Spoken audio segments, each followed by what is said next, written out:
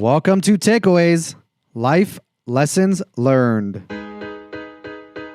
Ladies and gentlemen, I'm here with Mike Forche. Mike's a fascinating guy. Would you agree with that? That's what you said, not me. Mike got into commercial real estate on the title side of the business in 1979 when he joined Nevada Title. He was there until 2017, but was in a variety of ventures that involved construction, development, receivership, even some investments in Macau. We'll get into that a little bit later. Mike holds an AB Unlimited General Engineering and Building Nevada Contractor license. How'd I do? Good. That was a mouthful. Fine.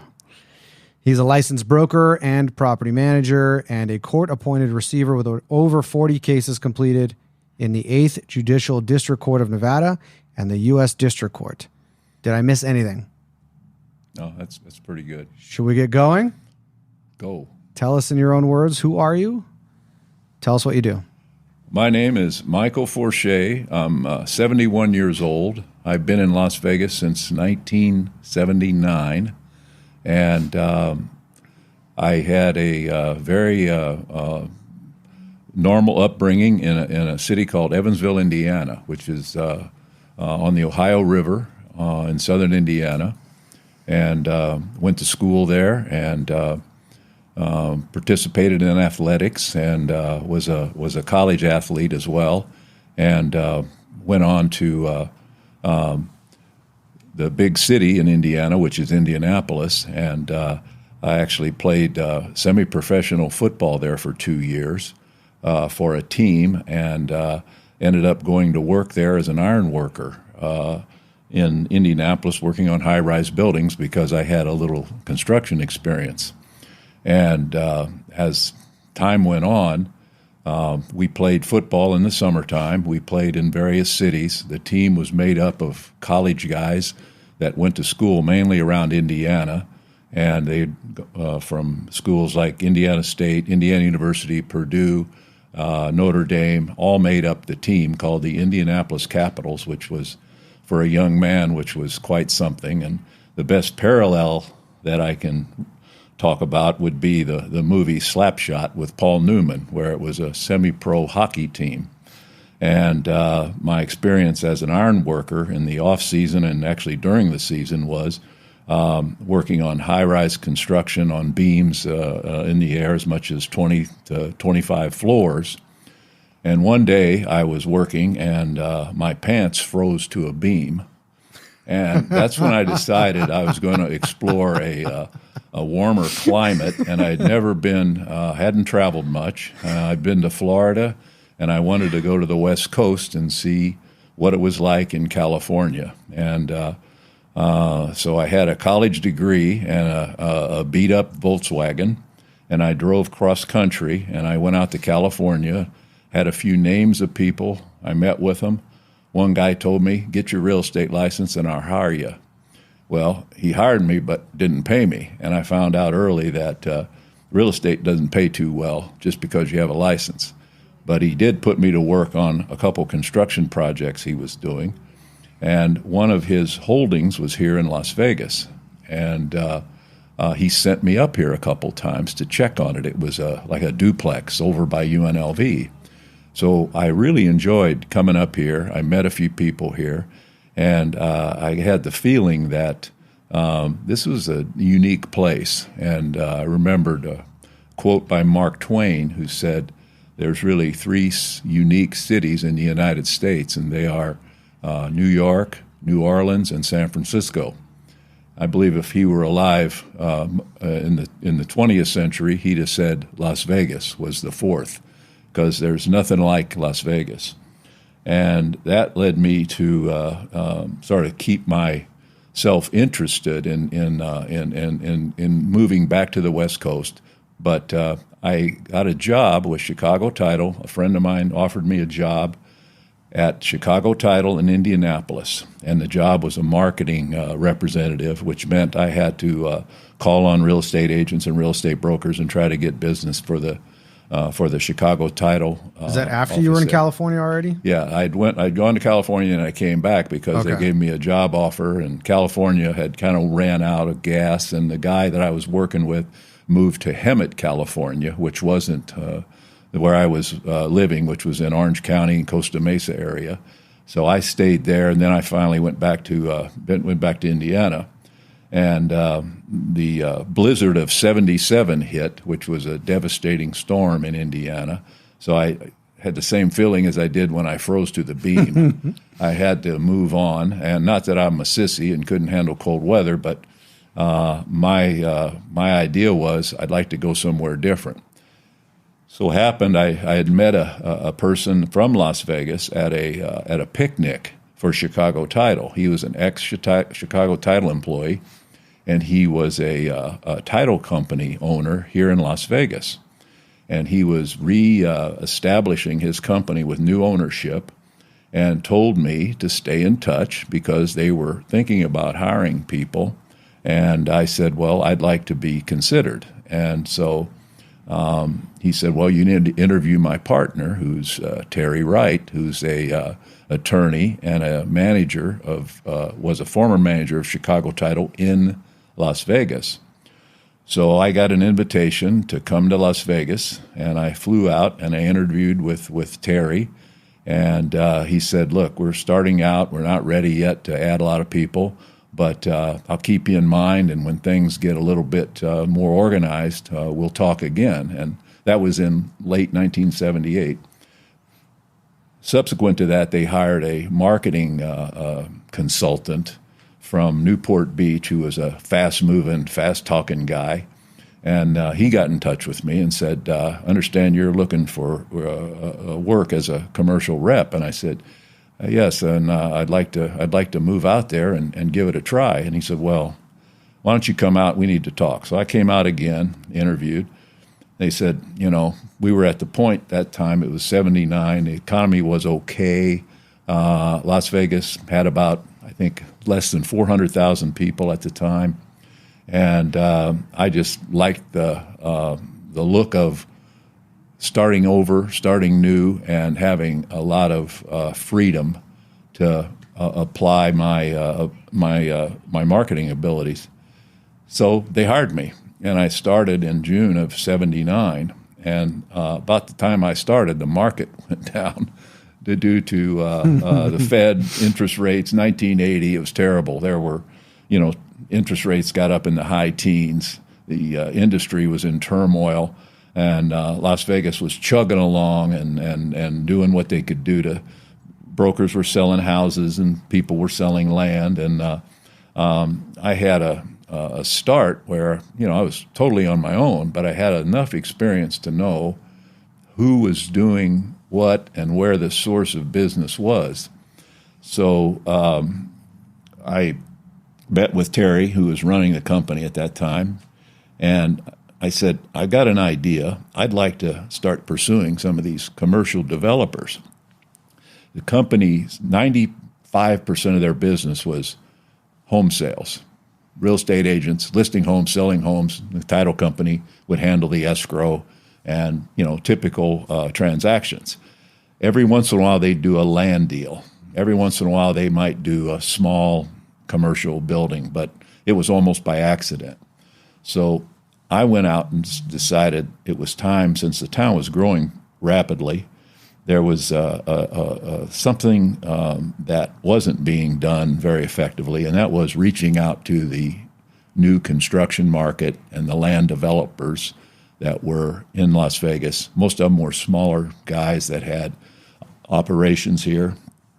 So I started to study the market and sit down in the title plan and look at who owned what, and then I would always look at, So wait, let me guess. You went online somewhere. You pulled up a There was title no plan. online, No, man. I'm kidding. No online. So what did that look like? It was to microfiche. to say you looked at the title plan? What does that Well, mean? the title plan was microfiche at that time, and so you had that's to a look at an old ownership. technology, Well, microfiche. it's 18th century technology. Yeah. And it wasn't. But looking up title records back then, looking man, up you'd go title into this records. like machine and pull these. Yeah, you'd like, go little to a reams of film. viewer, and put a piece of microfiche down and and clamp it down and then look through a viewer, and you'd see the actual, it was black and white, black background, white lettering, and you'd see these old documents and old patents from the government and, deeds, transfer deeds and all that stuff. But so you're sitting there and like your face is kind of like when you go to the DMV and they do the eye test. Yeah. You press your forehead and light comes on. Right. But you're looking inside of a screen, so your face is covered. So there's no light coming in. So you can see this projection of light on this film. Well, it wasn't that intense. It just came up on a screen. You didn't have your eyes. So there's nothing like that. No. I remember going to the library once as a kid. And that's what I was doing with the microfiche, looking for similar newspaper stuff is what it was. That's exactly right. That's how it worked. So. But was there a mouse? Like, how did you? No mouse. How did you read the document? What did you do? What was the mechanism? You read it. You just put the thing, it projects it. And there was no button. Right. There was no button where you pressed it and got a copy. You read it and took notes. But I wanted to paint the picture because we're spoiled today. Yeah, very much so. If I have a new agent, I say, all right, here's this login to this software that we pay a lot of money for.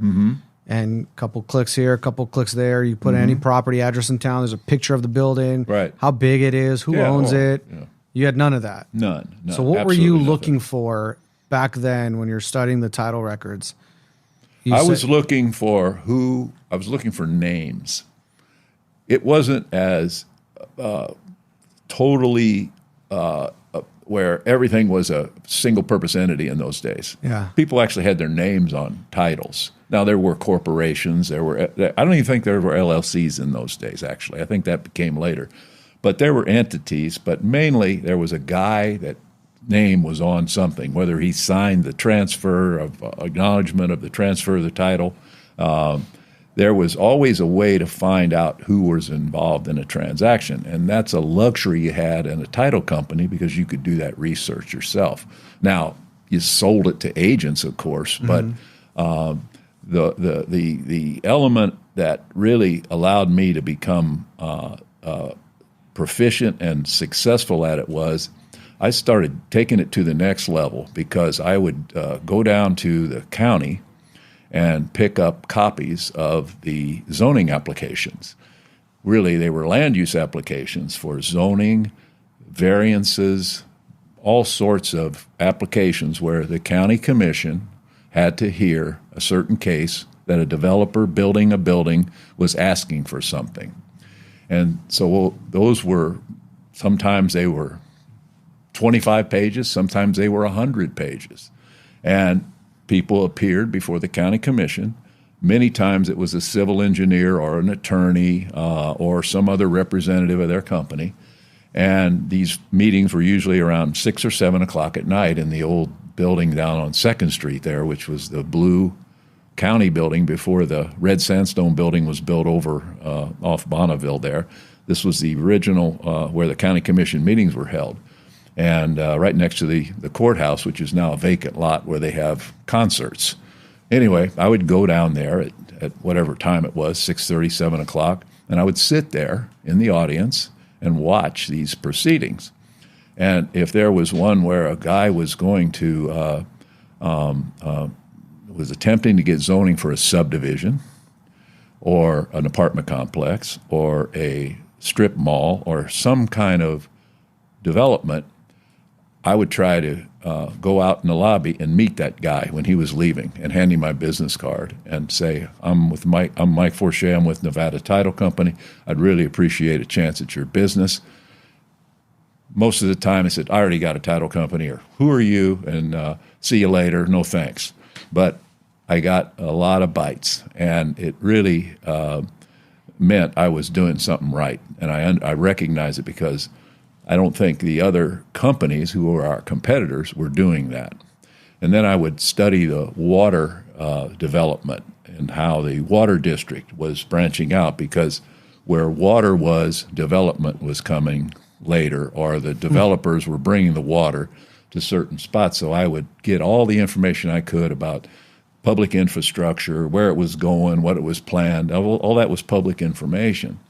So I really studied that because I really didn't know anybody here. I had very limited social life, so I really worked on trying to meet people for a lot of reasons, mainly for my job. And then it sort of led to the next level, which was getting those kind of people to be part of Nevada Title's customer base, to keep calling on them. And then, we decided that, somebody's doing these casino transactions. Somebody out there is doing these loans that are being made to casinos, which require title insurance, and they require, a construction loan in most cases. So it was quite something, because the company didn't do anything with gaming at all. We didn't have any customers in gaming, didn't do any business with the casinos. And, Terry and I said, well, if you were in Detroit, you wouldn't avoid doing business with the automotive industry. Somebody's doing that business. It might as well be us. So he agreed 100%, and he supported me at every step of the way. And he let me, basically self-supervise. So I started making a point of finding out some of these decision makers that were in the casinos at the time, which was a wide variety of characters, as everybody knows. How did you? So you found names on microfiche. You found more names on zoning applications. You followed what the water district was doing for gaming. Where was the pond for you to go research? Well, a lot of them got their name in the paper quite a bit, so for a lot of reasons. But it was more or less, it happened more or less unfolded this way. One of the girls at Nevada Title, one of the employees there, was an assistant escrow officer, and her uncle was from Indiana, like me, had been in Las Vegas since the 1940s, and he had been in the business. He was a casino host at the Sands Hotel, which was very prominent at the time, and he had the wonderful name that no one would forget. His name was Blackie Dardine, and she says, my uncle knows a lot of people. You should meet him. So I went over to the Sands Hotel, and she told me, go over there Thursday night, and he expects you. So I went into the Sands Hotel. In those days, there were, nobody had a cell phone. Nobody had anything close to that. You'd stand at a phone bank, and you'd page whoever you wanted to speak to. So I got on the phone. I said, I speak to Blackie Dardine. Well, the lady said, George Dardine, telephone, please. And I was sitting there and listened for him to come on the phone, and nothing happened. And then I had a tap on my back. He says, I'm right behind you. So I met this man who was impeccably dressed. He was perfectly groomed and just to the max, and the quintessential casino host. Very polite, very soft-spoken. He says, let's go get a cup of coffee. So he took me in the coffee shop, didn't know me from anybody. And he said, so what do you do? And I said, well, I work for this company called Nevada Title, and we're in generally a segment of the real estate business where we handle transactions as a neutral third party and issue policies of title insurance. He goes, all right, okay, that's it. What do you need from me? Well, how can I help you? I said, I'm trying to meet people that are looking for properties here in Las Vegas or own properties here, or just in general, also people in the casino industry who are planning additions or would be involved in the sale of a property or something like that. He goes, okay. He says, let me think about this. And I said, okay. So, he calls me up and says, I got a guy. You got to meet this guy. So I'd go over, meet the guy, and some of them were not real productive. I met them, and they were looking for a piece of land, or they were, an investor looking for something to put money in.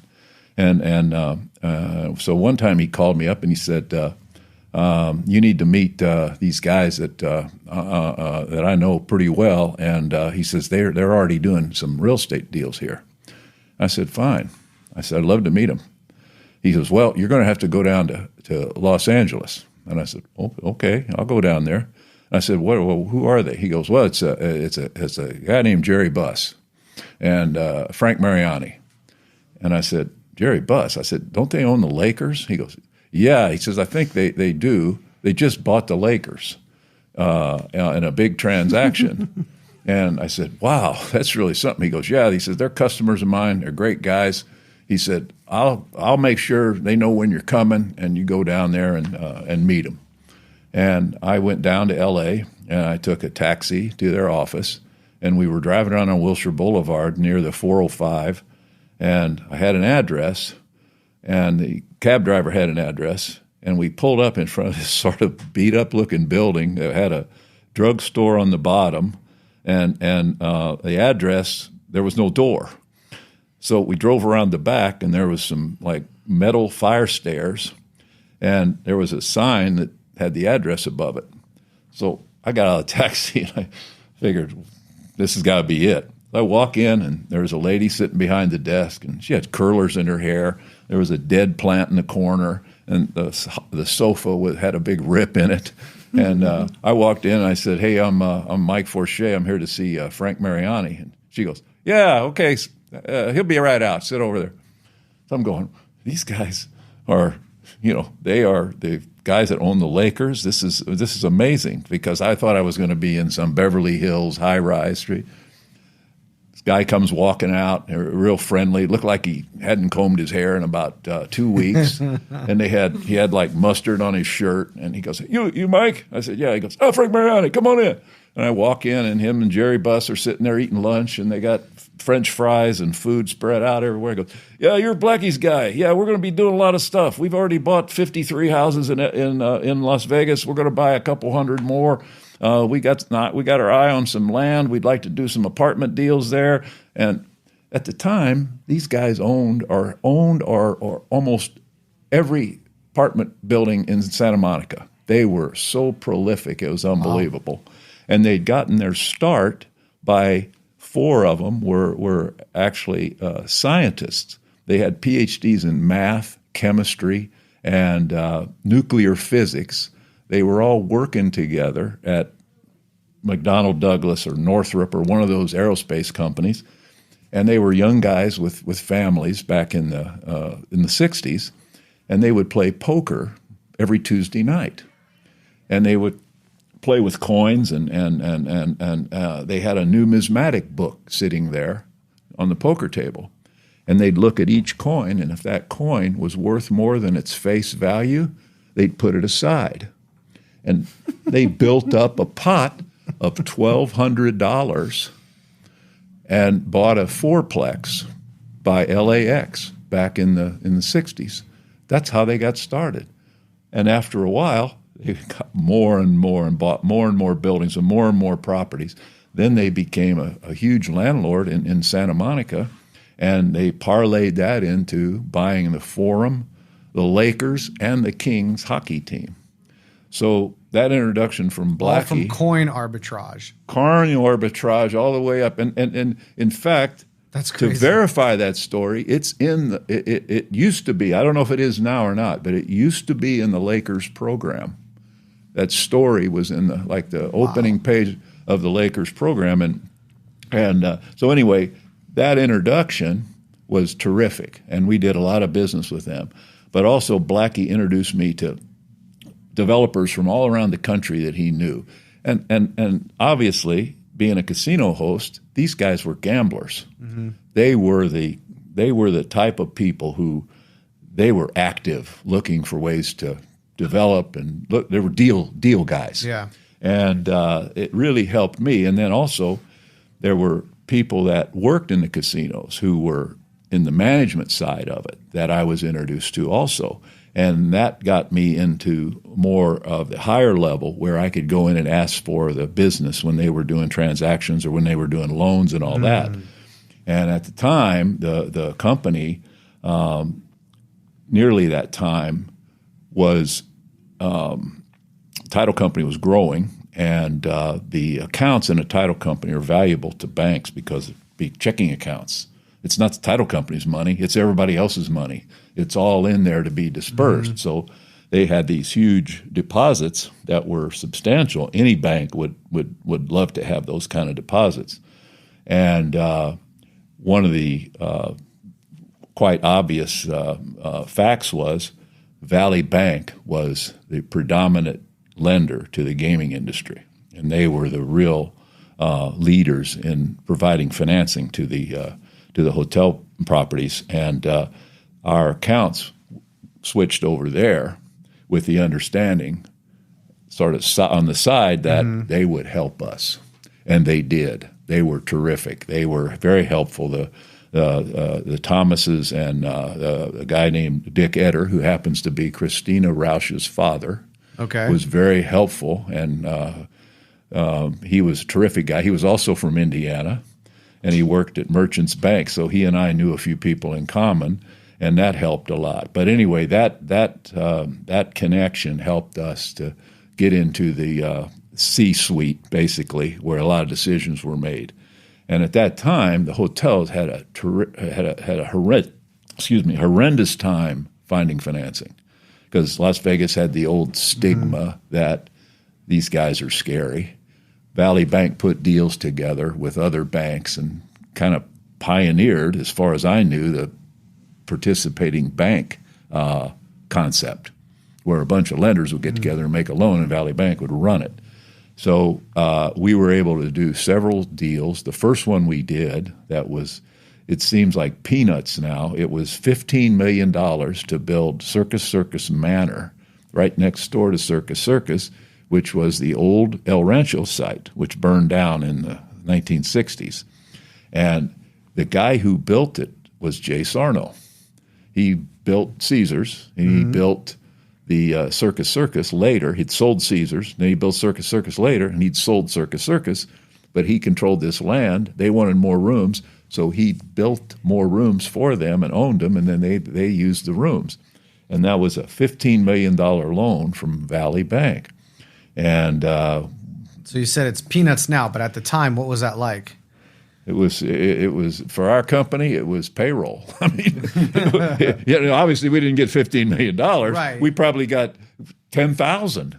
But it was. I'm guessing at the time, by way of transactions, that was pretty sizable. Yeah, in that time it was. I understand title to be a volume business. You're not making huge margin when you see something sells for $15 million. You're making, a premium, an insurance premium on the title, on the deed that you're insuring.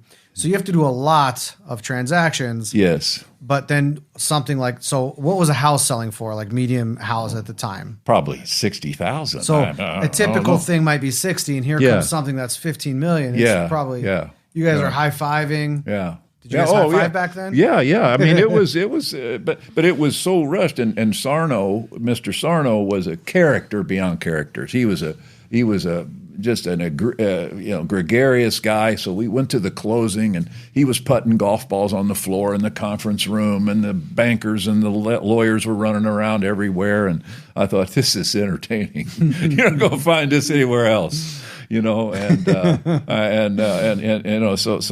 we kind of got our feet wet and had some success. And then we had a reference. We did this deal. Hey, you got to listen to us. And at the time, I was like 28. Terry was like 30. So we were like these young guys out there mixing with these really heavy-duty decision makers, trying to plow our way into doing their work. And we got we became more proficient at it and got more trust, and met other people in the same casino industry and in banking and in all forms, all the law firms.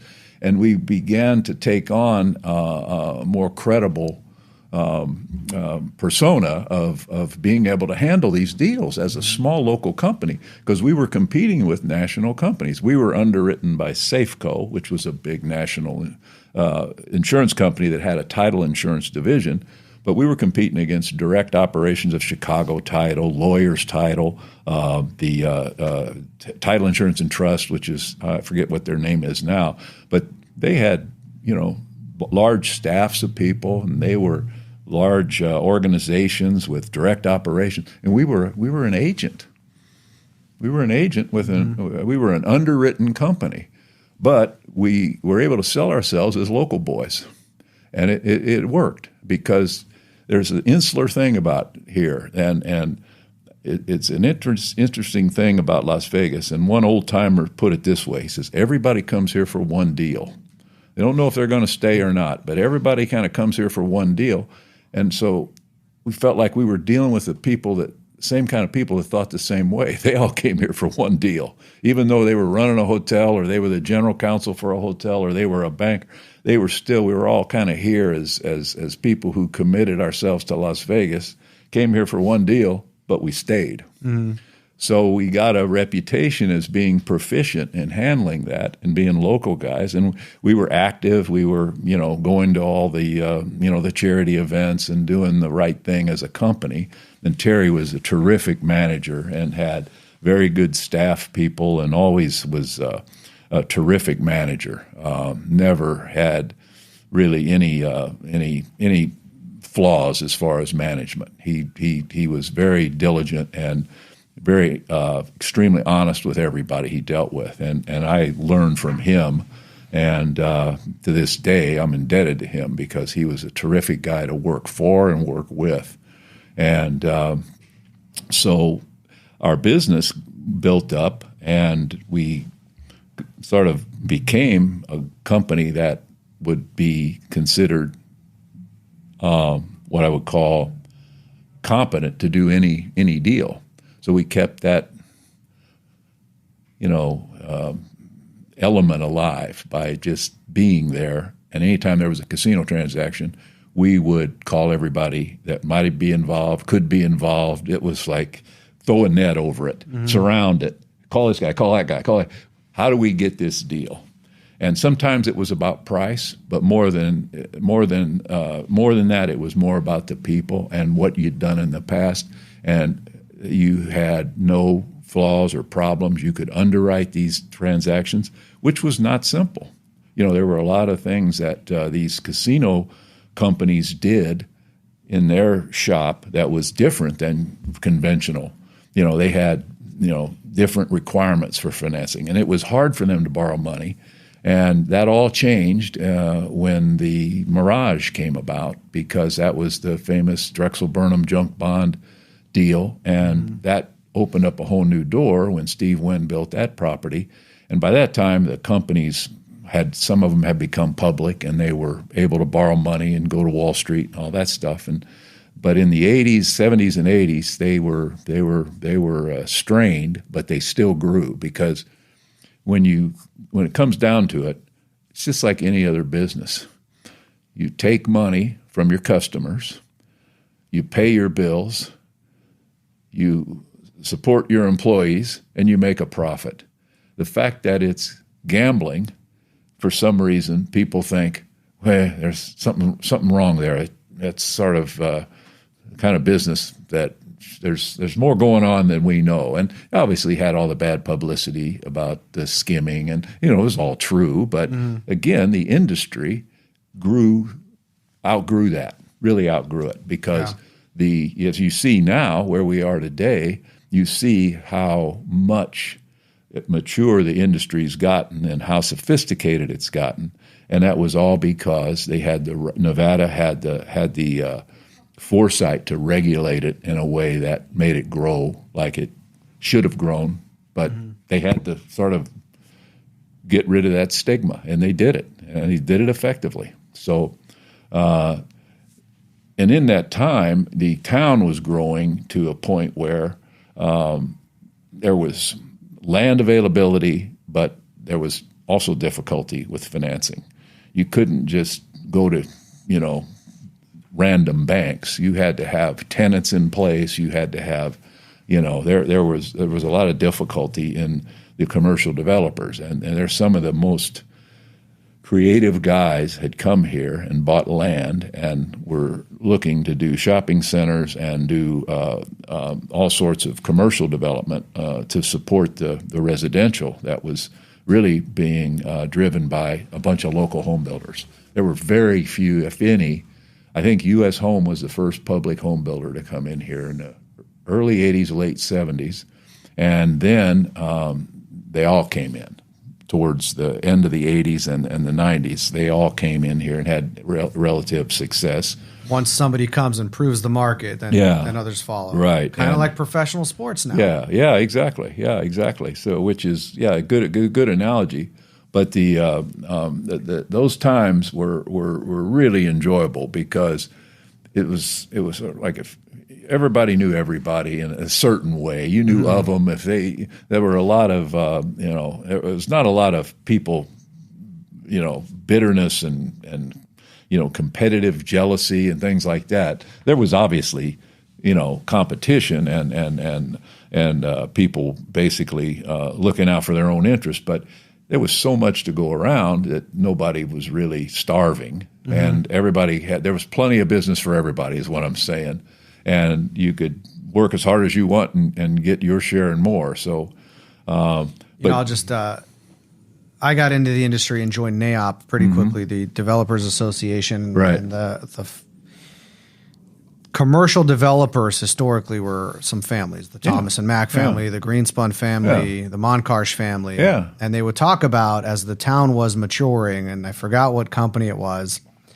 It was maybe not publicly traded, but a big institutional type company wanted an office here. I think it was an office. And they all, of course, had competing interests, competing sites. Each one of them wanted to be the developer, but they I don't know if it was spoken or not, but the sort of agreement was they just need to land here. Whoever gets it, fine, but we're all going to benefit because it'll. That's right. And it seems like that's the sentiment you're talking about. Yeah, but early on it was you got anybody you could get, and if you had a better site, you were going to get better tenants and have a better project. And some of the guys that I met over that time and really learned to admire when I was a young guy, 27, 28, 29 years old, and I'd sit in the office with these guys, and they were taking risks. They were here in this desert town with a piece of land that they had to make a payment on. They had a lot of their own money in these deals to start out with before they could even think about approaching a bank. And, they were putting on a brave face, and it was, a credit to those guys, those pioneer guys that basically got the town all the support it needed to build the rest of the infrastructure here. And, and I have to say this, too, government here was supportive. It was. It was, I have to say, there's exceptions, of course, but government kind of pulled things together and were not what I would call, there were anti-growth elements, but overall the town grew because government was supportive and they did their job, don't get me wrong, but they were also, this place, for example, you would talk to L.A. developers or developers in other states, mainly L.A., it took them a year to get something even close to the approval process with all the, the hearings and the applications and the submittals and everything. And here you could have a zoning approval in 6 to 8 weeks. And, so time is money, and the support of government here was important in those days.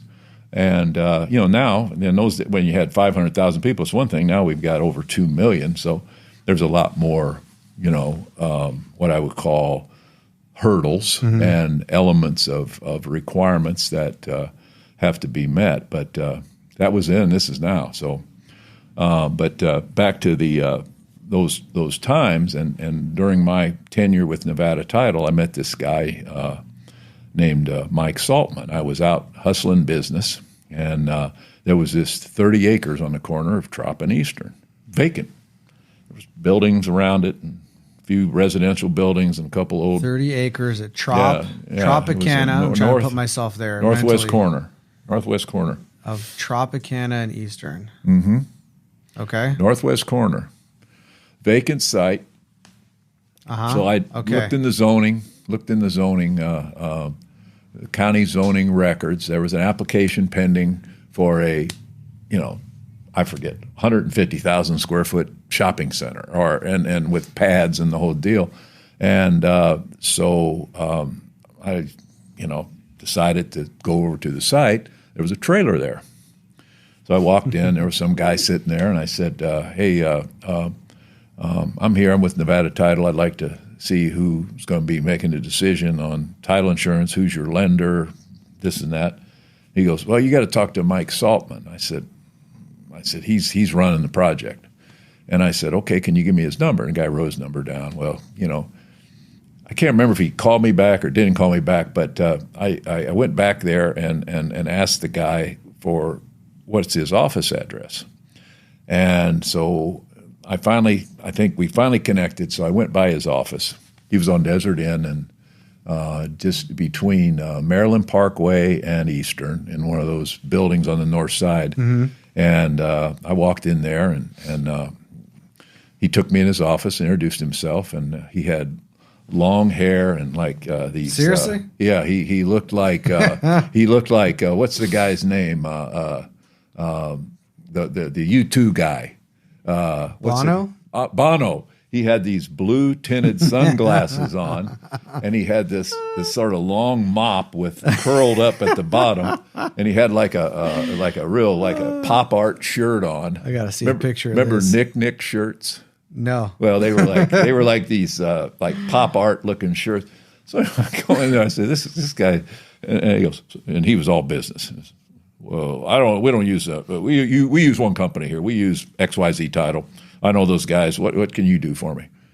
I said, well, I'm here to tell you I can probably help you. We can introduce you to some lenders that we know that we're doing business with.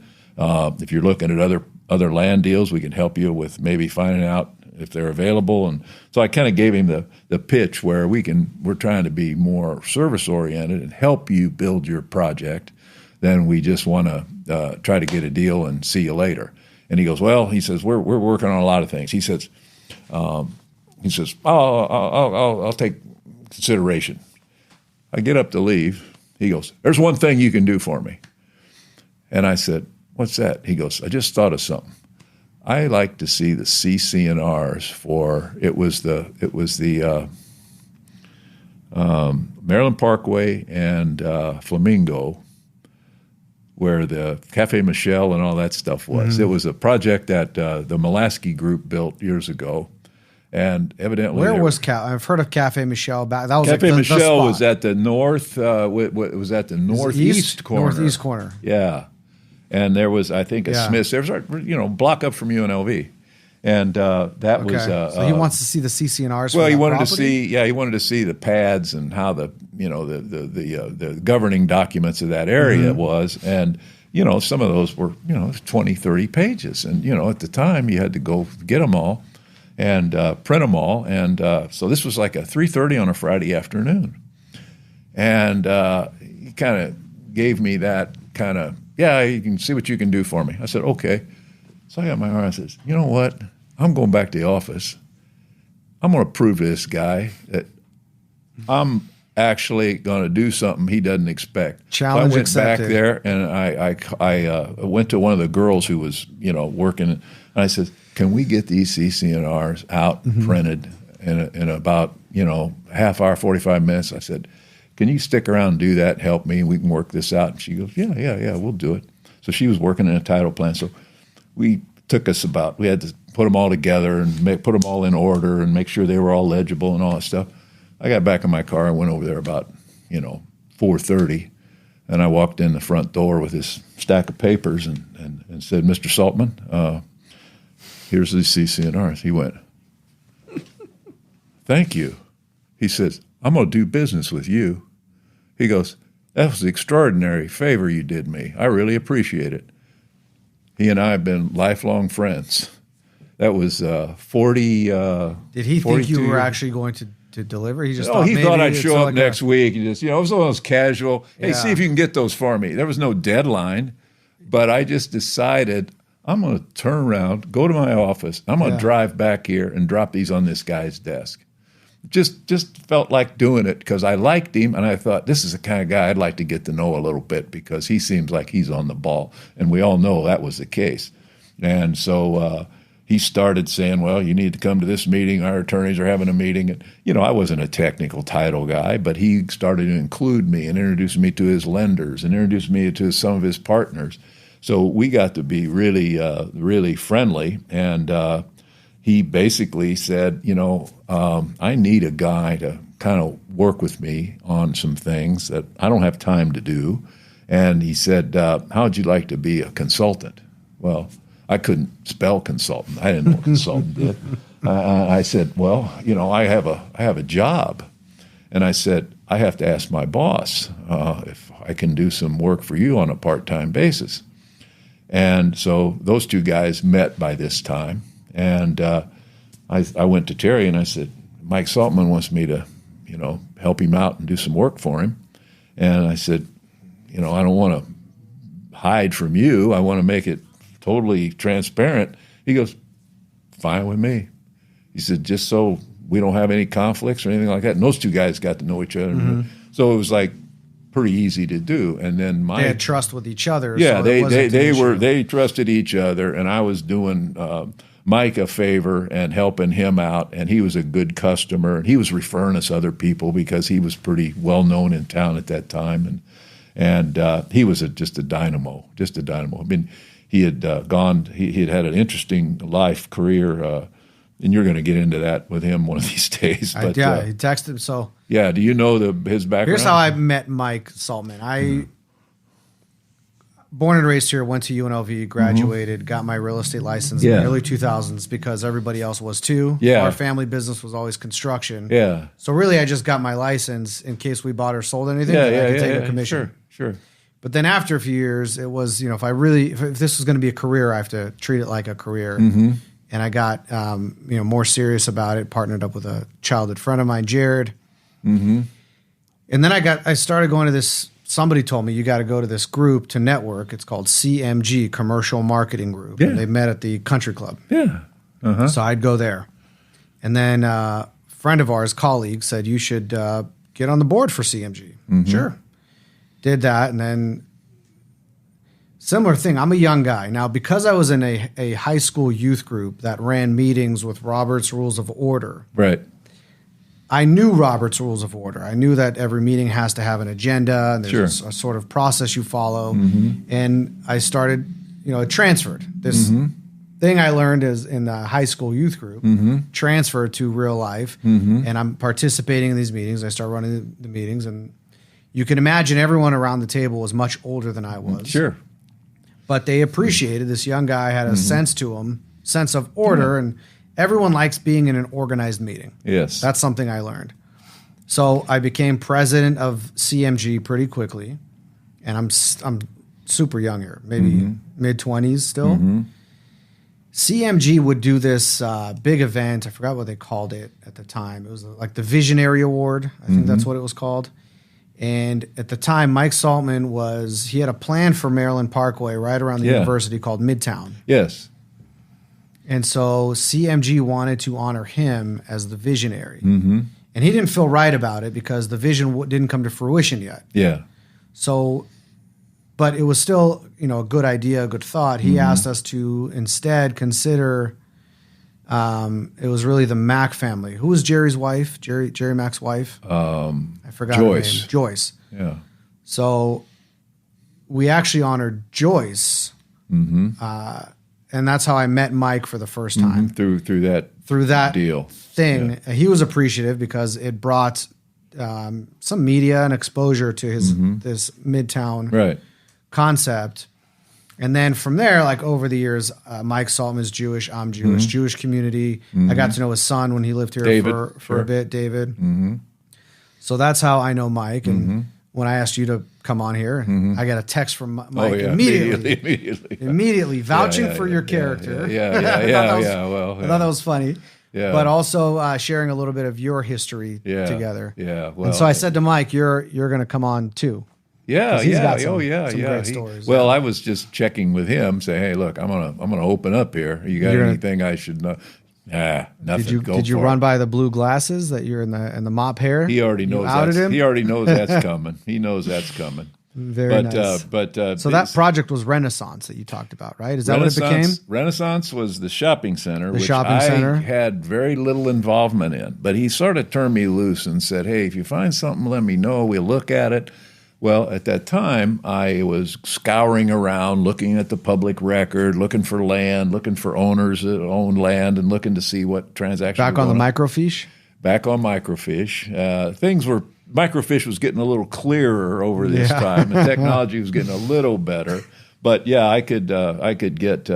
So I found this site out on Tropicana and Lindell, which is just west of Decatur. At the time, there were like sand dunes out there. There were cliffs sticking out on both south corners there at Trop and Decatur, and there was nothing out there. Nothing. No power lines, no It's nothing. hard to think it now. It's hard to think it now, yeah. And this was right around the same time Spanish Trail was being developed. So you had like a 4 or 5 mile stretch from the Strip out to Spanish Trail. So I found out this guy owned the property. He was a Beverly Hills guy, and his brother was a lawyer, and they owned this property together. His brother had done a few developments here, small residential rental developments. They were like one-story buildings with garages and gates, and he'd done a few of those around here. And so I got him on the phone, and I said, his name was Al Abrams. And I said, Mr. Abrams, are you interested in selling your property, or what's your plan for that property? Because I think I caught it on a zoning app for something. I don't know what it was. It wasn't a full-blown project, but there was something he was doing that required some type of county action. So we talked, and he said, I'm not really a seller. I'd like to build on the property. And he says, I don't know if I want to do it or not. I said, well, what do you got in mind? He goes, well, you know any builders there that might want? I said, yeah, I know somebody. And Mike Saltman had built some apartments already out in Henderson called, I forget the name of them, Village Apartments or something. And so he had a little bit of a background. And I said, so when are you going to be in Las Vegas? And so he came up, and we went and met and got to know each other and talking. And Mike's a very outgoing and gregarious guy. And he's got a lot of energy. Abrams was also a nice, very nice guy, very smart guy. And so the conversation got down to, let's see what we can do to put some apartments on here. And Abrams said, well, you guys put a deal together and show me how it's going to work, where I contribute the land, I get X, you guys go out, borrow the money, and we work this together.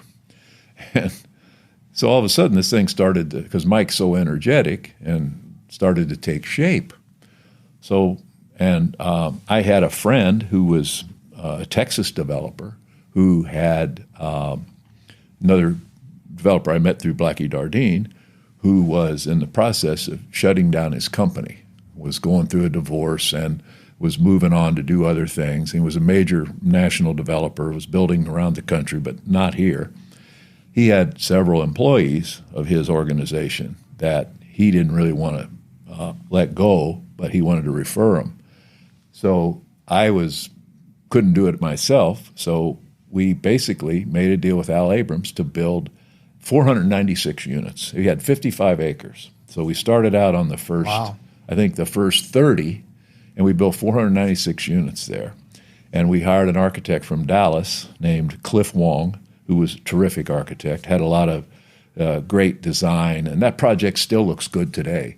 And so we basically went down the road, got financing from a bank in Seattle, and I was a project manager, and I put together a construction crew, a father-son crew, and we basically built it in-house in Vista and got it built. And a company from San Diego came along called Con Am and offered to buy it. And Con Am was a very well-respected national property management company that did only apartments. I think at the time they had maybe 20, 30,000 units from Florida to San Diego, various cities. and it was headed up by a guy named Dan Epstein, who was a very high-profile development guy in Southern California, and he ran this very high-quality company. And so they bought the project from us, and then we built another 240 units behind for a total of 840 units. So we built another towards on the other side of Reno Avenue, where the project was actually 2 phases. They bought that too. So we got to be friendly with those guys, and we found out their financing or their partnership was with the Bishop Estate in Hawaii, which may not mean anything to a lot of people, but if you're from Hawaii, I think it does mean something, because you always hear the Hawaiian real estate's owned by a mysterious owner, and everybody pays rent because they can't own fee title, and that was the way it was years ago. Well, the Bishop Estate was receiving all those payments, and they had a board of directors of people from the Supreme Court, retired Supreme Court judges to political officials that ran this fund, this tremendous real estate fund. And obviously they couldn't invest all their money back in Hawaii. They had a school there called Kamehameha School, which received the benefits of their investments. So they invested heavily in Las Vegas. And at one time, back in those mid-'80s, they were the largest landlord in Nevada. They owned about 12,000 apartments here. Wow. Con Am was the face. Con Am ran the projects, and Bishop was the underlying owner. So we got to know those guys, and they bought the project. They were pleased with how it worked out. We all got along well. Dan and Mike became friendly, and this all kind of came together. And the project was one of the things I left out when we were starting to lease the project. We had these, big 496 units sitting there in the middle of nowhere. There was a guy in the advertising business here in those days named Joe Merica. And he was a larger-than-life character, very entertaining guy, very creative guy. And he had done all Mike's PR, basically, in advertising for Renaissance Center. Renaissance Center won all these architectural awards, was ahead of its time, and Joe saw to it that it got exposure. So Joe met me out there one day, and we were building buildings, and we're probably maybe 6 months from opening. And I said, "What do you think?" He goes, "There's nothing out here." And I said, "Well, what can you come up with?" So when we opened, our theme was "Live where no man has lived before." And he had a picture of a guy like walking through the desert. That was our ad. So we were surrounded on all sides by desert, nothing out there. And that worked? It worked. The project was well done. The floor plans were great. And another little tidbit, we decided to decorate the models. And there was a big contingent of people from locally here every morning went to the Sporting House, which is now Sapphire's strip club. That was back then. It was like an athletic club, right? Back then, it was like a lifetime of its day. It was a lifetime, but it was all Vegas. Right. Anybody went there in the mornings at 5 a.m. Mm-hmm. You could do more business there before 7 a.m. than you could all day, because you saw developers, bankers, politicians, anybody and ever went to the Sporting House in the morning. So it was like a cross-section of the whole community of development people and real estate people and lawyers. It was just an interesting place, and it was run by Freddie Glusman, who owns Piero's. And it was owned by Alan Glick, the former owner of the Stardust and the Hacienda, who was a well-known character. But the place was just a tremendous meeting place, and it ended up being one of those things where we had to have activity created, and one of the guys that was going to the Sporting House was Roger Thomas, Peter's brother. Peter would go too. He was president of Valley Bank at that time. And Roger, as everyone knows, is world famous. He was Steve Wynn's design guy. He ran Wynn Design Development. At that time, he was working at the Golden Nugget and doing all the Golden Nugget, which was by far the most elegant hotel, even though it was downtown. Mm-hmm. So Roger, I approached him. I said, "Hey, do you ever do apartment models? He looked at me like, huh? He goes, no. He says, I don't want to do that. I can't do that. He said, let me think about it. Because I thought, well, this little deal, give us a couple ideas.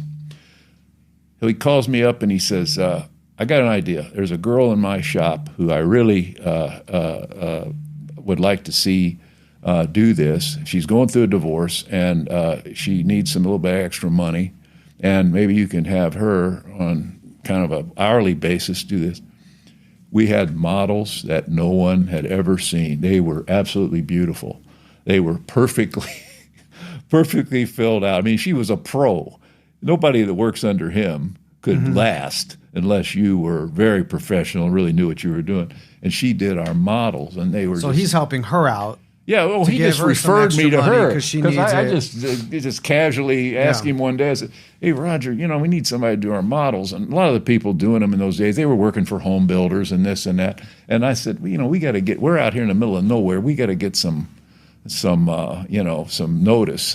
We got to really have some special things for people to see. Something for people to talk about. And, we had a budget like everybody else, but the stuff she picked out and her ability to match colors, and we had people coming out there just to see the models, which sometimes isn't a good idea. They're better off if they sign leases. But at least that was a real interesting kind of way to have the project be a standout, which is what it ended up being. And as well as live where no man has lived before. But the project did real well. Con-Am bought it, and but that leads me to the next cycle, which was Con-Am mentioned that Bishop didn't want to buy suits off the rack. They owned a lot of existing projects, and they said, or through a conversation or through some meeting, let's build one from the ground up. You got those guys in Vegas, meaning the Vista Group, Saltman's company, and you guys are managing, thousands of units there.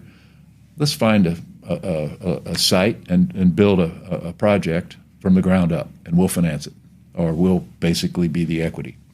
And so we went on a search, and at the time, Hughes Center was in its infancy. The Wells Fargo Tower was there, and maybe one of those other buildings to the north was there.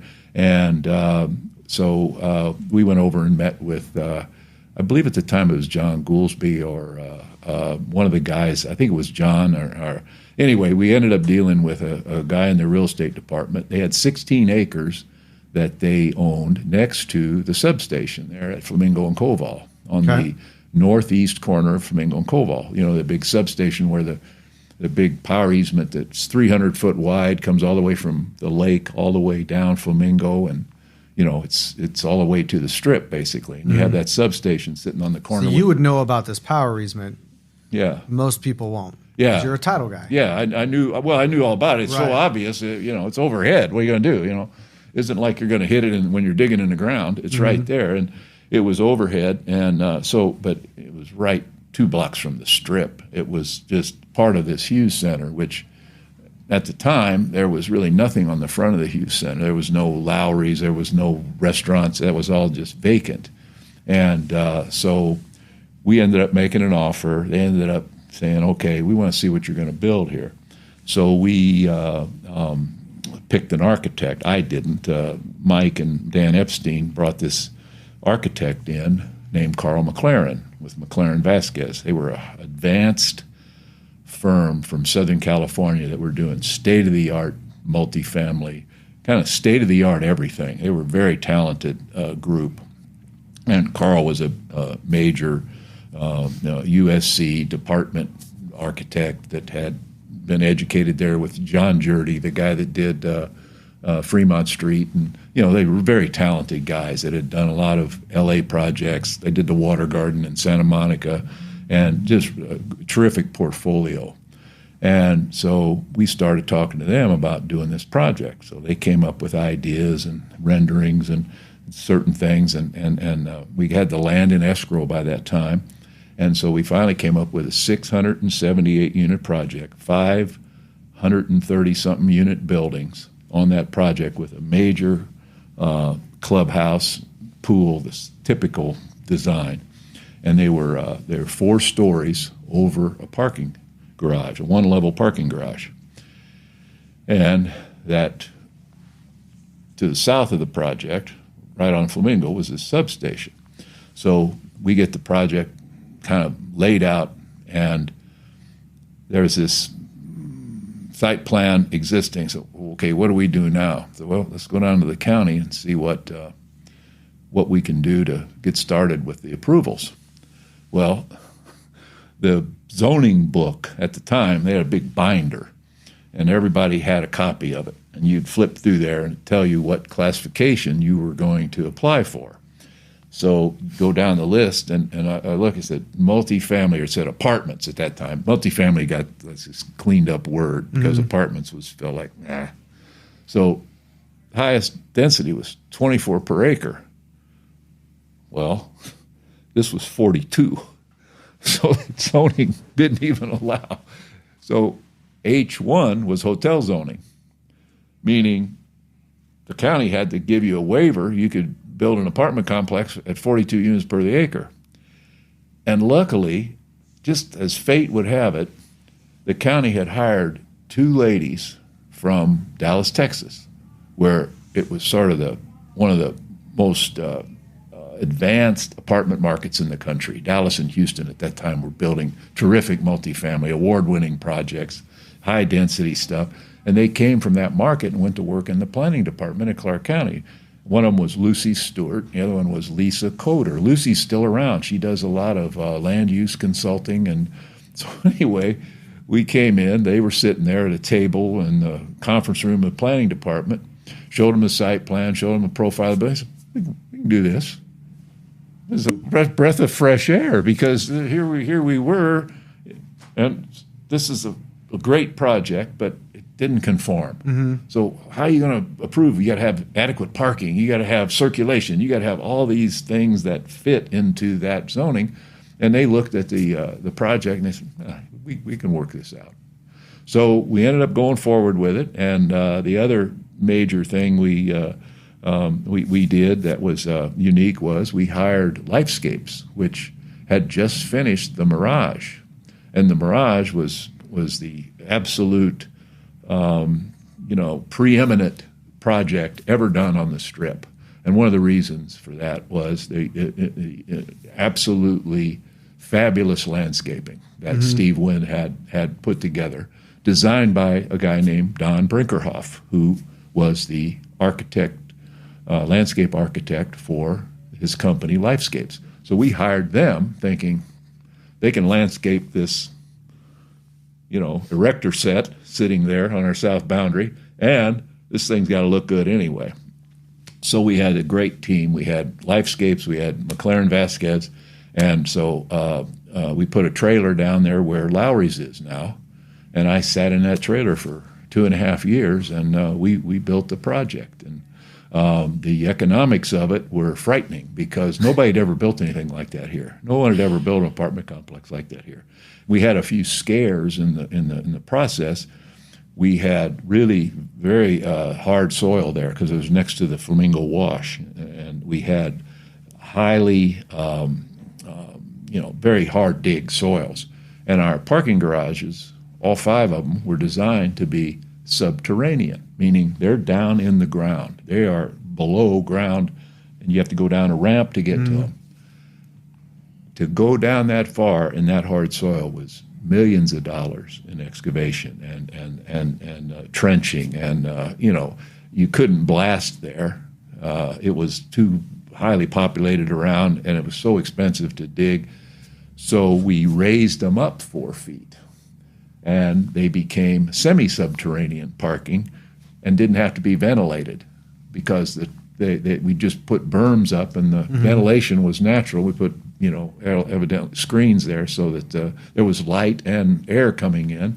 So we had to move up the elevation 4 feet, and the project took a lot of effort to build. It was very tight, and the rents, when we were looking at the fundamental economics of the project, Steve Molaski had a company called Pacific Properties, and they were building apartments in town, and they were sort of their calling card with blue awnings.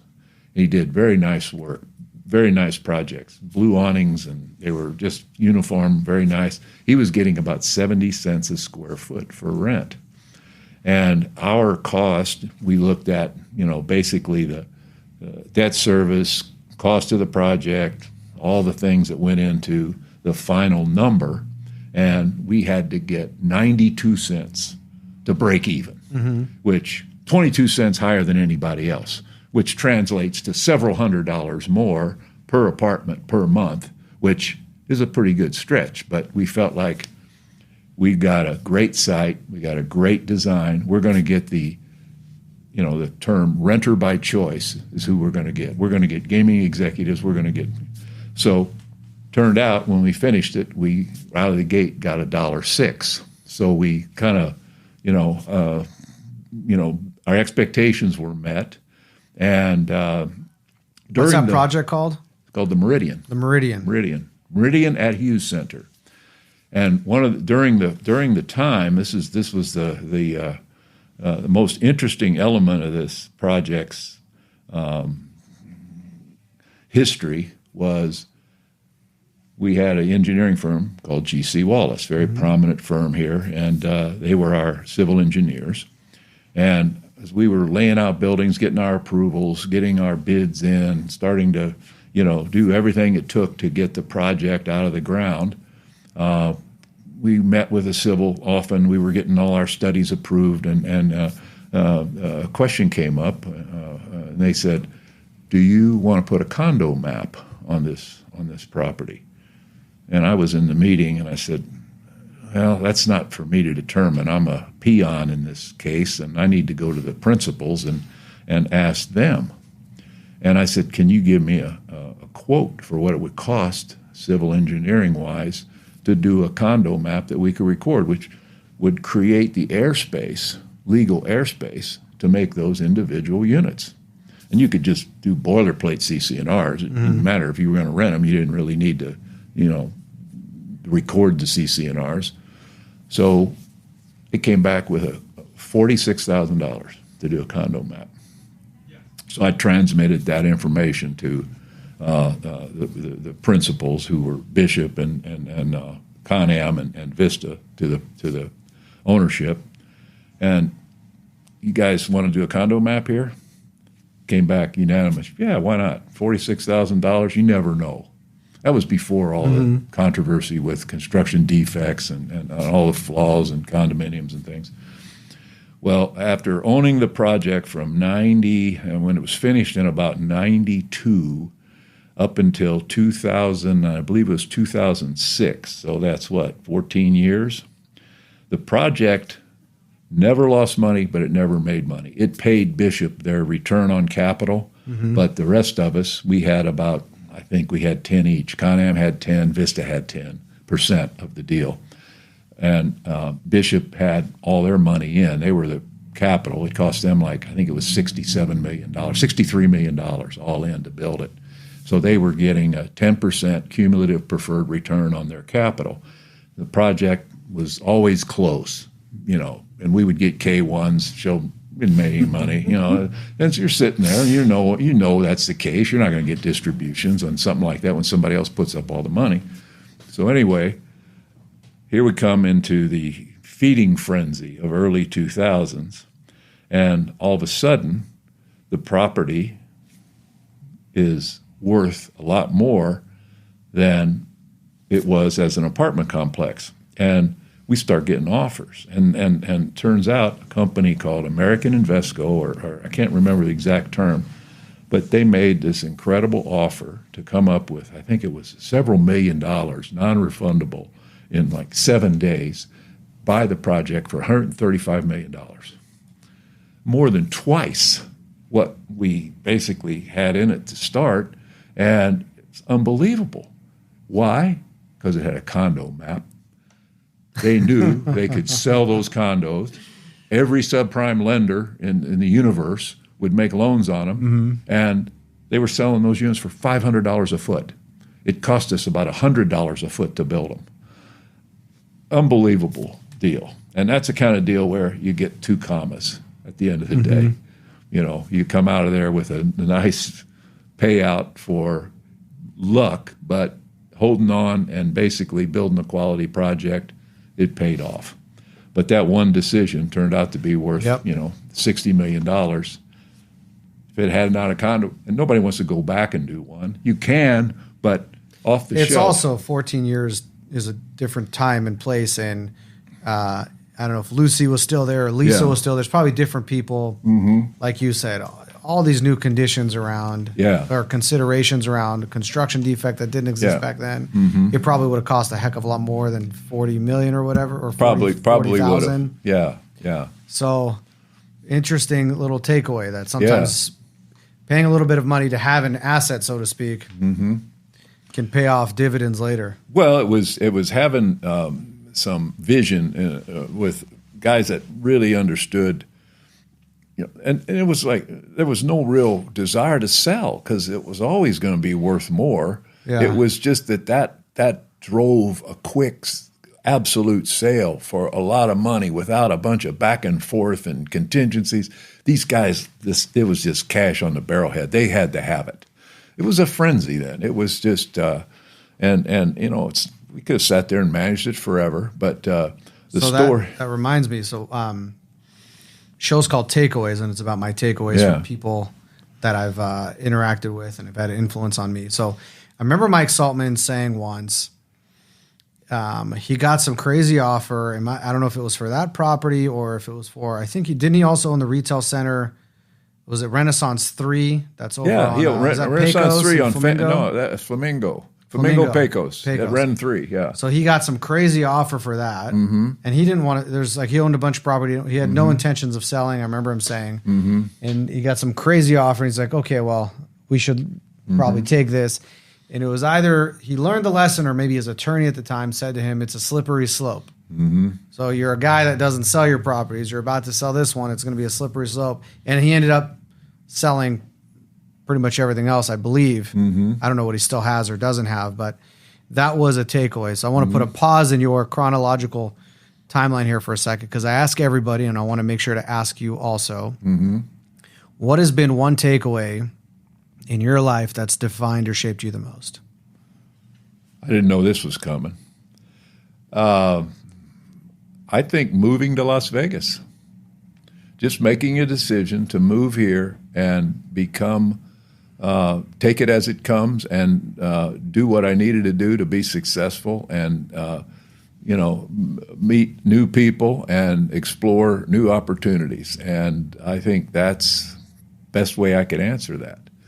I was just driven to succeed and learn and be an asset to my employer, and also improve myself as a person, as a businessman, and as a now today a husband and a father. And I think I met people here that were so influential on my life as a young man that it came up perfectly for me. It was and some of it's my own judgment. I can't say that it was all just luck. I just gravitated to the right kind of people. I felt like I had a connection with people that were similar in their values to me. They were honest, they were trustworthy, they were hardworking, and they didn't do anything behind your back. I just saw the way they treated other people, and that's the way I wanted to be associated with people that were of that same mentality. And I think that's the biggest thing that. Now you were attracted to them, but they were also attracted to you, because I'm assuming I'd like to get your reaction on this. You saw that in them and you wanted to work with them, but then they had to have also seen it in you in a way where they see their values reflected back in you. Right. And I imagine there were probably some people back then that maybe weren't honest, or you saw how they treated others behind their back. Always the case. You're not saying their names here today. No, that's obviously anybody that there's positives and negatives, but the people that I associated with the closest and were the closest to were. It's maybe my judgment was just absolutely perfect, which is hard to believe. But I've always associated myself with very, very respectable, honorable, smart, creative, everything you want in a friend. And they became friends. They were mentors and friends. And now that I'm, an old guy, I look back and go, "Oh, I've been lucky. I met the right people." And we basically did well together. But there's one anecdote or takeaway that we haven't discussed yet that I need to tell you about the Meridian. You want me to go ahead with that? Absolutely. So there was the project. We were in the grading stage, and we had the land graded, and we were, obviously you could drive by and see we were going to build something there. And I got a call from the president of the Flamingo Hotel, which was right over on the Strip, closest to the property. You had to walk a couple blocks, and his name was Horst de Jura, and he was one of Henry Lewin was the Hilton president, and they worked for Baron Hilton, and Horst de Jura was a very prominent guy in Las Vegas, ran the Flamingo for years. So he called the office one day, asked for who's the guy out there I need to talk to. The office tells me, "This man de Jura wants to talk to you." So I called him up. You go through like 3 secretaries, and in those days, and he got on the phone, and I said, "Yes, sir." I said, "What can I do for you?" He goes, "I noticed you got that land over there graded, and can you? We'd like to park on there on New Year's Eve. Have our employees park over there. Can we put some cars over there?" And I said, "Well, let me ask the owners, see if." We're probably going to need insurance policy, obviously, and you'll have to, indemnify us, whatever the case is. He goes, "Oh, yeah, that's no problem." He says, "I just want to know." So I said, "Yeah, absolutely." So put a deal together, and a bunch of people parked there. They had 24-hour security. It worked out real well. And so I think I went back over there, and he and I went to lunch and chatted, and then I didn't hear from him anymore, and he knew what we were building there and all this. So then I get a call out of the blue about the time we're opening the project, all the way past the grading stage to where we got buildings up over there. And he said, I want to introduce you to somebody. Come over here about 11:30 or whatever. So I go over there, and there's a guy sitting in front of his desk. And he introduces me to the guy. The guy's got on a beautiful suit. He says, "This is Mr. So-and-so. He's the impresario of the Rockettes and Radio City Music Hall. They're coming here to do a residency, and we want to put them up in a place where they're not going to be bothered. They have place to, amenitized place. They didn't want them in a hotel. They wanted them in a nice apartment." And he says, "I told them about your place."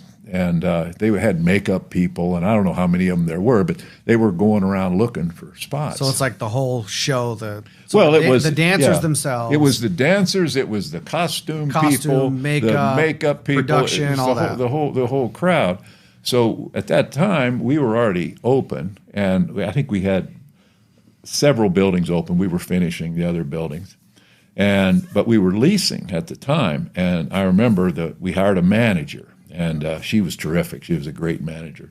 And so I went back over to her and I said, "Hey, I just met with the guys over here. This Rockette are coming to the Flamingo to do what do they call it?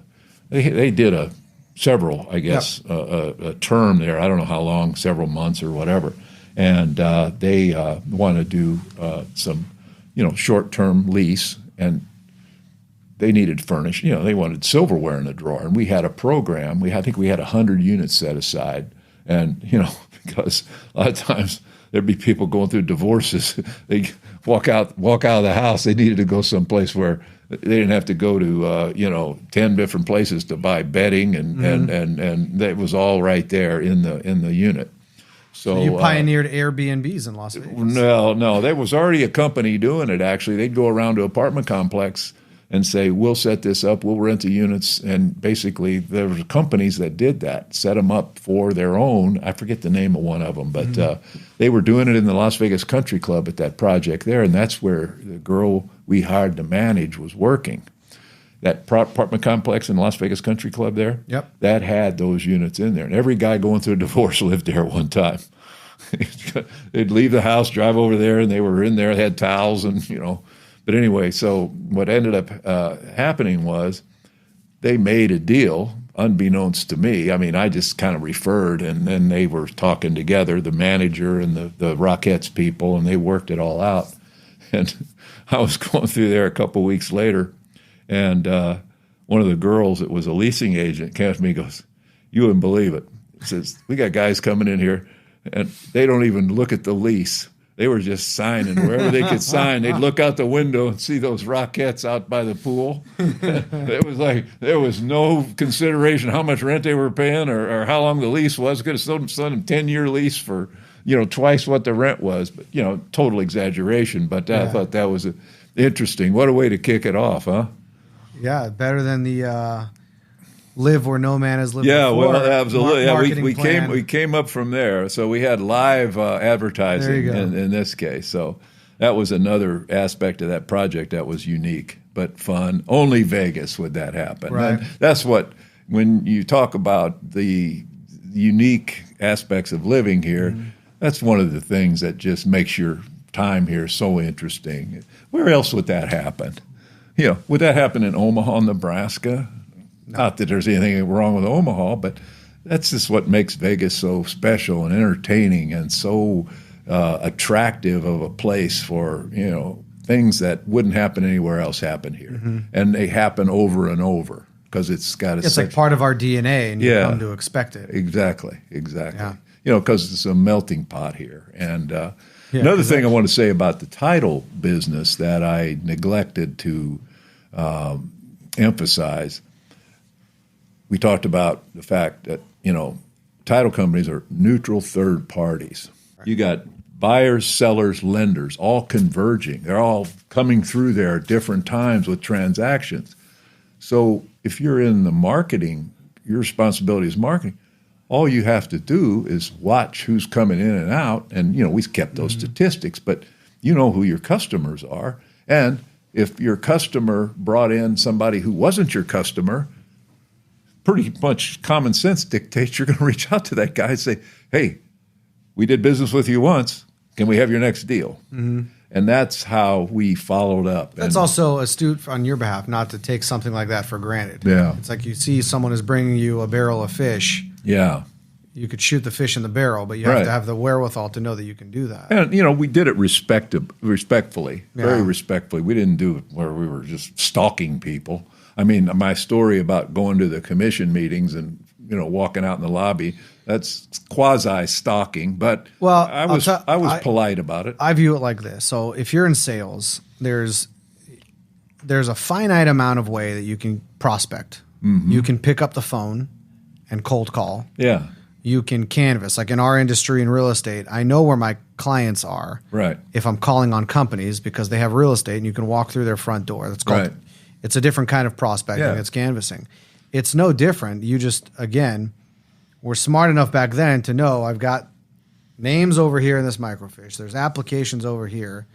It's really going to the pond to find the kind of fish you want to find. Yeah. So it's not stalking. It's smart prospecting. And the marketing approach in those days, and I'm not stereotyping the marketing effort, but it was take people to lunch, spend money on them, buy them a few drinks. It was that sort of tired kind of, well, let's have lunch.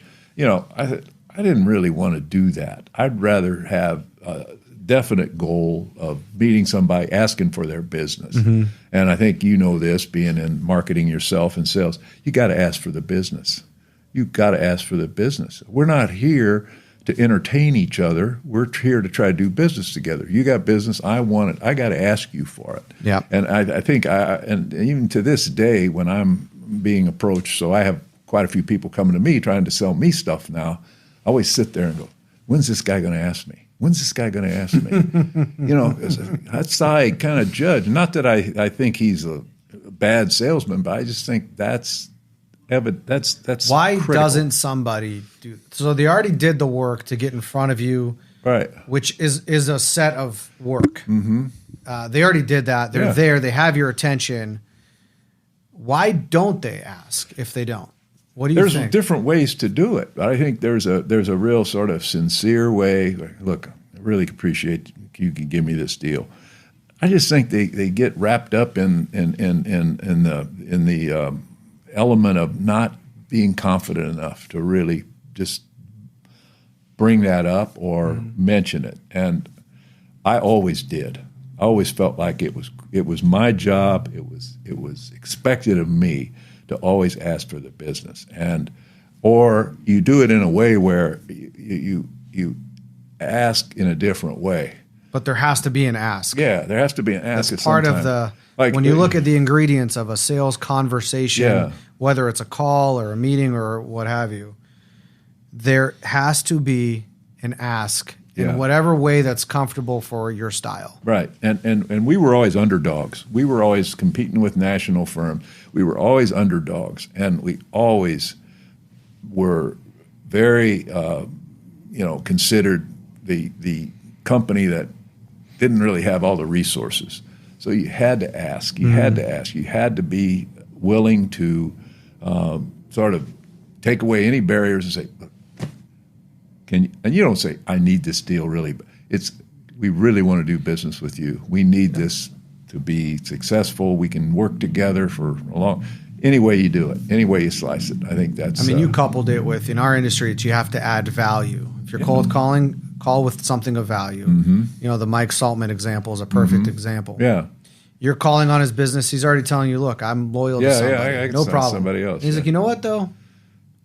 Here's something you can help me with. He gave you an opportunity. Now, if you can't help him with something small like that, what makes him think you can help him with something big when it comes to something else? Yeah, that's the proper way of putting it. Yeah. So I don't expect anything from you. I'm adding value. You asked for something. Here it is.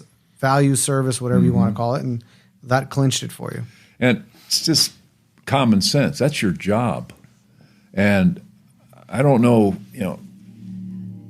there's something about marketing where it's taken on this glorified image of you've got to do all this fabulous outside the box advertising and brochures and everything's got to be set up where you can pitch somebody and they got to know everything there is to know about your company. And it boils down to you sitting across from somebody and asking them for the business.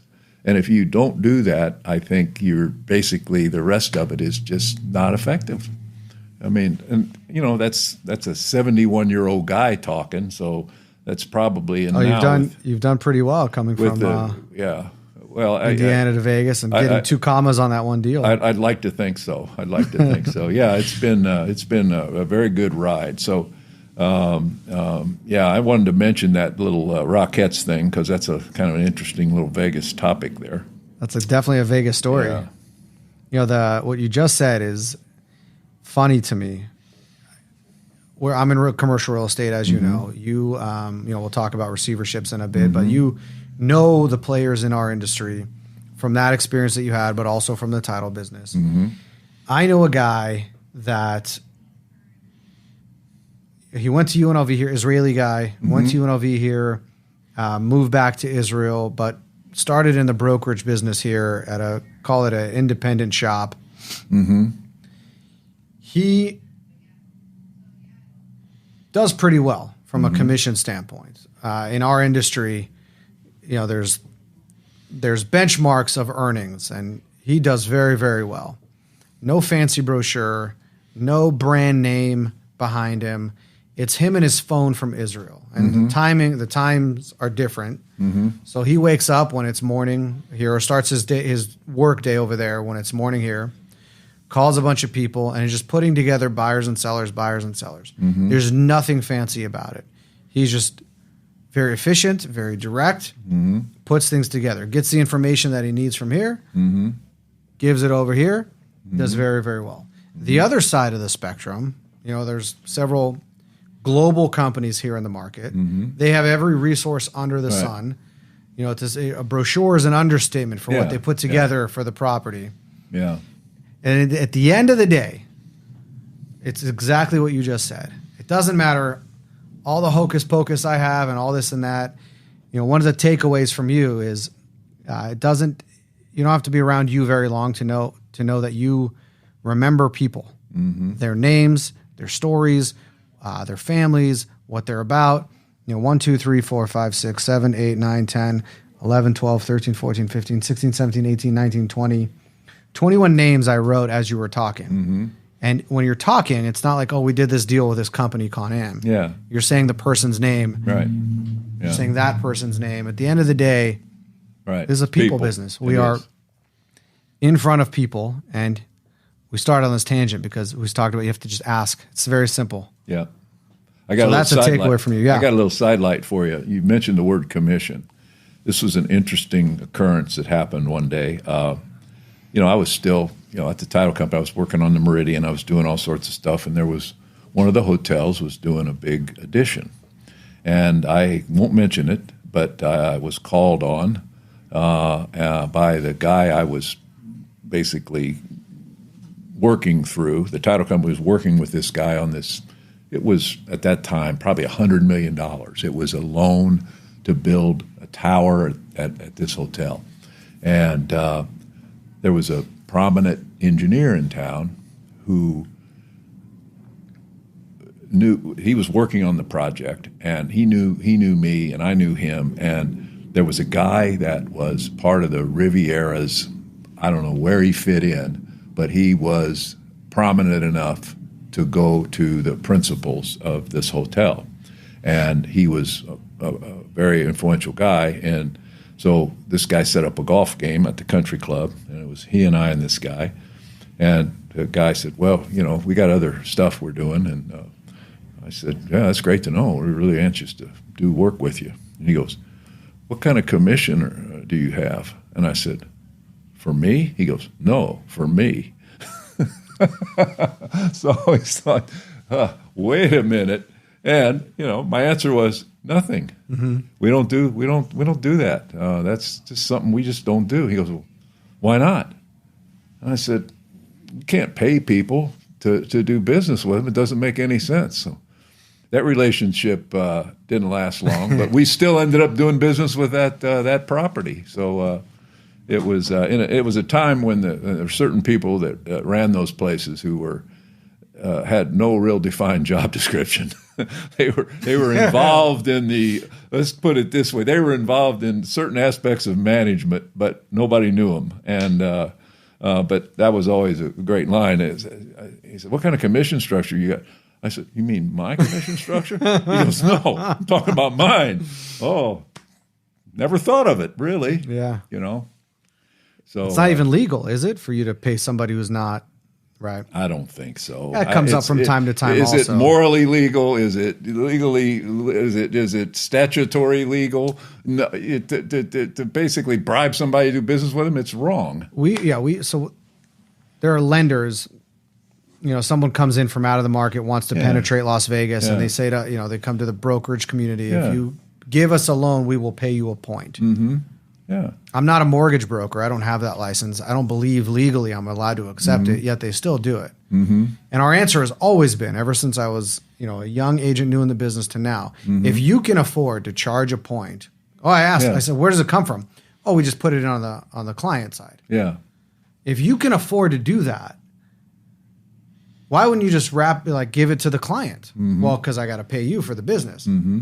Well, why would I do that? This is my client. Why would I charge them? I'm getting paid. Right. Don't worry. I get why they're doing it, but that never sat well. It's a gray area for sure. And one of the things that to obtain access early on, we were just trying to get into the hotel properties. And these guys they're ensconced in their offices, and I mean you couldn't. There were security guards and all these elements of getting to a decision maker, and through the casino personnel, you'd find out if somebody like another vendor was doing business with them. Some guy was selling them food, or some guy was doing work around there. Say, hey, this guy? Get an appointment for me? Can you help me out? He says, yeah. You got $500? I'll help. Nothing wrong with that. The guy wants to make a call, and you end up getting an appointment with a guy, and you've paid an admission fee. And you It's just end like up saying, let's go get a round of golf and I'm paying for it. Well, yeah. But, it's a fine line, gray area. It's sort of, policy situation. But, in some cases, that's another, I think, it probably happens in all cities. But something about Vegas was, cash is king. There's a guy that knows a guy that knows a guy. If you want to get to that guy, there's got to be a little bit of grease. A little bit of grease for me. It's like tipping a maitre d'. It's no different. A maitre d' is putting you in a good seat, and you're going to get a nice view. So you're tipping a maitre d' to get you an appointment with the guy that's the CFO or the general counsel of the property. So one way of looking at it. So I know that you were involved in Macau in some form or fashion. What is that? How did you get the involvement from Vegas to Macau? Well, I didn't go there as a resident, but back in when Macau cranked up back in the early 2000s or 2005, 6, they were already up and going there. We had some friends, some guys that went over there, worked for MGM, Wynn, and worked for the Venetian, the Sands Corporation, who was the market leader, way out ahead of everybody else. And this one gentleman we knew, he said, you could come over here, Mike, and walk down the street with a yellow legal pad and write down businesses you could get in. And they said, you don't have anything here. We don't have anybody who washes windows. He says, we need a laundry and we're in China. It was like, what? So, just off the cuffs, don't know anything about but real estate. Is there any real estate you can? Well, the hotels decided that these employees, in a lot of cases, were imports because Macau's, 500,000 people.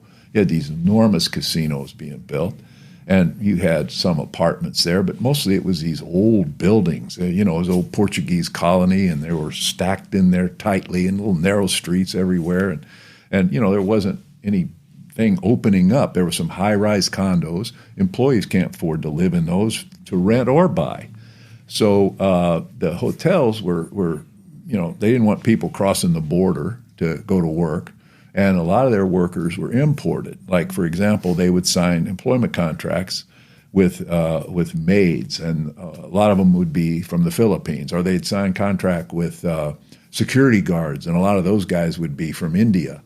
And they'd sign a contract, they'd come to Macau to work, and they would have to housing was included in their package, basically, through like employment agencies.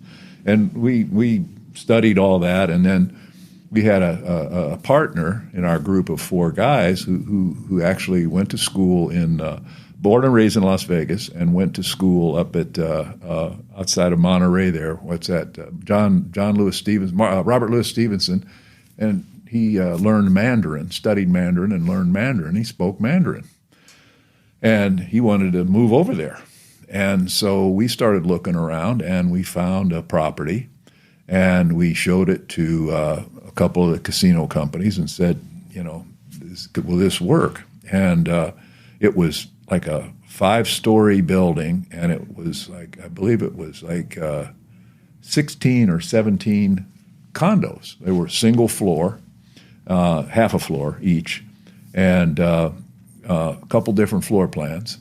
And what the hotels wanted to do was take those and turn those into a place where they could house maybe 50, 60, 70 people. And what they do would be, they basically had bathroom on every floor, and what they would do is configure them so that each person had some privacy. Their bed would be on a 90-degree angle with a wall, and they had hallways. And so it wasn't a dorm where you had a big row of beds. They were all configured so there was an element of privacy, but they could maximize the amount. And then they'd put showers down below. They'd put a computer, like a business center, and a gym in them. And so we leased these projects or these properties to Wynn for 5-year leases. And we would buy the property, and then Wynn would do all the work to prepare it for their use. And we had basically very little responsibility other than collect rent and make sure that nothing was wrong in terms of our ability to be owners over there. And so we bought a couple properties. One in particular was very successful. We borrowed money from a Portuguese bank in Macau that was headquartered in Lisbon, Portugal. The process was very straightforward, and you're always looking for problems when you're in a foreign country, particularly somewhere controlled, Chinese. And, Macau is not the glamorous place Hong Kong is. Macau is kind of, it's got its own issues. It's not on par with Hong Kong, which is a worldwide financial center. It's down the road that has gambling, and now it's taken off tremendously because of the American influence there and American investment in Macau.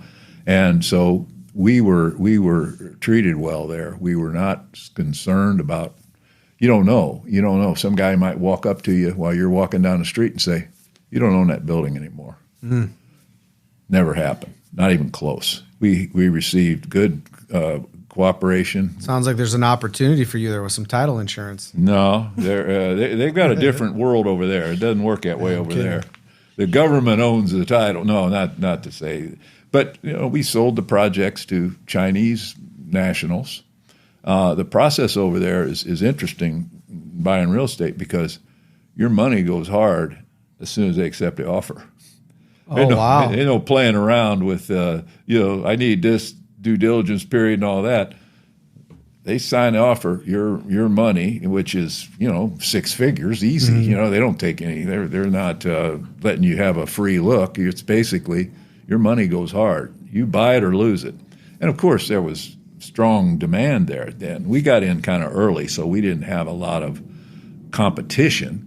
But, we kind of worked through it, and it worked out to be great investment. And we made a very good return on our investment. And I had to go over there multiple times and work on different things. We renewed the lease, and we had some issues. We were always looking at other stuff. And then we finally sold it, and you had to go over there and sign documents like 3 times while the sale's going on, so they know you're still able to sign and turn over the property. And we had a Portuguese lawyer, and the documents were in Mandarin, English, and Portuguese. But it was a great experience, and I had some exposure, as I think you already know. Mike Saltman sent me to Europe on a I didn't know. Yeah, a mission, so to speak. And so I had some experience about 20 years before going to Macau. Shortly after this was before we built the Renaissance Villas. Mike was building the shopping centers, the Renaissance centers, and this was in 84. We started Renaissance Villas in 86. So Mike went to London School of Economics. He went to law school in Detroit and graduated from Michigan State, went to Detroit. I think he went to Wayne State Law School. And then he got accepted to London School of Economics. So he went over there and went to work and got his, whatever it is, his degree from London School of Economics. And he put an ad in the Herald Tribune, the international newspaper. And he came back from a short trip, and his mailbox was stuffed with letters and boxes and everything. And he got an offer to go to work for a fund that raised European capital to invest in the U.S. It was by a sort of a guy that was a controversial guy named Bernie Kornfeld, and it was called the Fund of Funds or something like that. So it was this creative way of extracting capital from Europeans to invest in U.S. real estate. And Mike was a young lawyer in that organization, and he worked with guys all over Western Europe and had a couple friends there. And so he was back in Las Vegas. He'd been in Las Vegas since the mid-'70s. Kept in contact with these guys. And when interest rates were high here, developers, they just can't write $10 million checks and do deals. In order to do multiple deals, you got to have some capital at your disposal to continue on and do another deal here and there, where you basically create a partnership where they they're taking developer risk, so they get developer return. Their capital's treated as your capital. You get your fees, but they participate in the upside on an equal basis. So the idea was to go over there and raise money from wealthy individuals in Europe. And there was a guy in Rome that Mike knew who had lived in Rome, and he had all these contacts with these wealthy Italians. There was a guy in Holland, in a town called Nijmegen near Amsterdam. He was well connected. And there was a guy in London, and we had a few guys. So the idea was go to those networks and see if we can bring some capital back here to Las Vegas and build more Renaissance centers and some additional projects to basically capitalize on those relationships. And so I wasn't married, had no kids. And so I said, we need somebody to go over there and pitch Las Vegas, or basically tell these investors, you're a guy from Las Vegas, you'll tell them what they need to know, answer their questions, show them where the property is. And then if they do invest, when they come over, you can be the guy that basically takes them around and basically makes sure that they're, obviously taken care of. And, not that it needed me for all that, but it was make contact, basically. And the guys over there, they couldn't sell it. I had to be the guy who explained all the ins and outs of what it takes to develop property in Las Vegas. So Mike said, you got to go over there. I went to Terry Wright and I said, hey, Mike Saltman wants me to go to Europe about 6 weeks out of every 2 months. And he goes, just so you come back here on a regular basis and you stay for a couple weeks, whatever we got to cover, we'll cover it. So God bless you. Again, this is not a time where there's email and constant communication. You're off the grid. You're gone. Yeah, you come back. I'm gone. Well, we could talk by phone, but it was so difficult and all that stuff. It's probably expensive as heck. So anyway, oh yeah. It was like 38 cents a minute or something, even more. But so anyway, Mike and these guys came over to Vegas, so we met and kind of hatched a plan, and they would. So where would I go? You had the guy in Amsterdam, you had a guy in London, you had a guy in Rome. So where should I go? And I said, how about Monte Carlo? Because one of the guys knew a guy in Monte Carlo who was a stockbroker. He was a French guy. And so we contacted this French guy. Sounds like a movie. His name was Andre Olbrich. He was a very high class, just the absolute picture-perfect, quintessential Frenchman. So spoke very good English and was really, very fit guy and very polished. And he lived in Monaco. He had a bunch of clients from all over the place, mainly Turkish guys who were extremely wealthy, manufacturing guys. And so I said, well, let me come over there and kind of look around. It might be a good place for an American because, a lot of people speak English there, and you're not going to stand out so much. I did, but didn't know it at the time. So I went over there, and they put me on like a monthly stipend, and I had to find a place to live. So I went over and looked around and moved into this high-rise with an ocean view, and the rent wasn't that bad. I had no furniture. I had like a bed on the floor. And, 1 week I'd go to Rome and meet with all these manufacturers and business guys who spoke no English.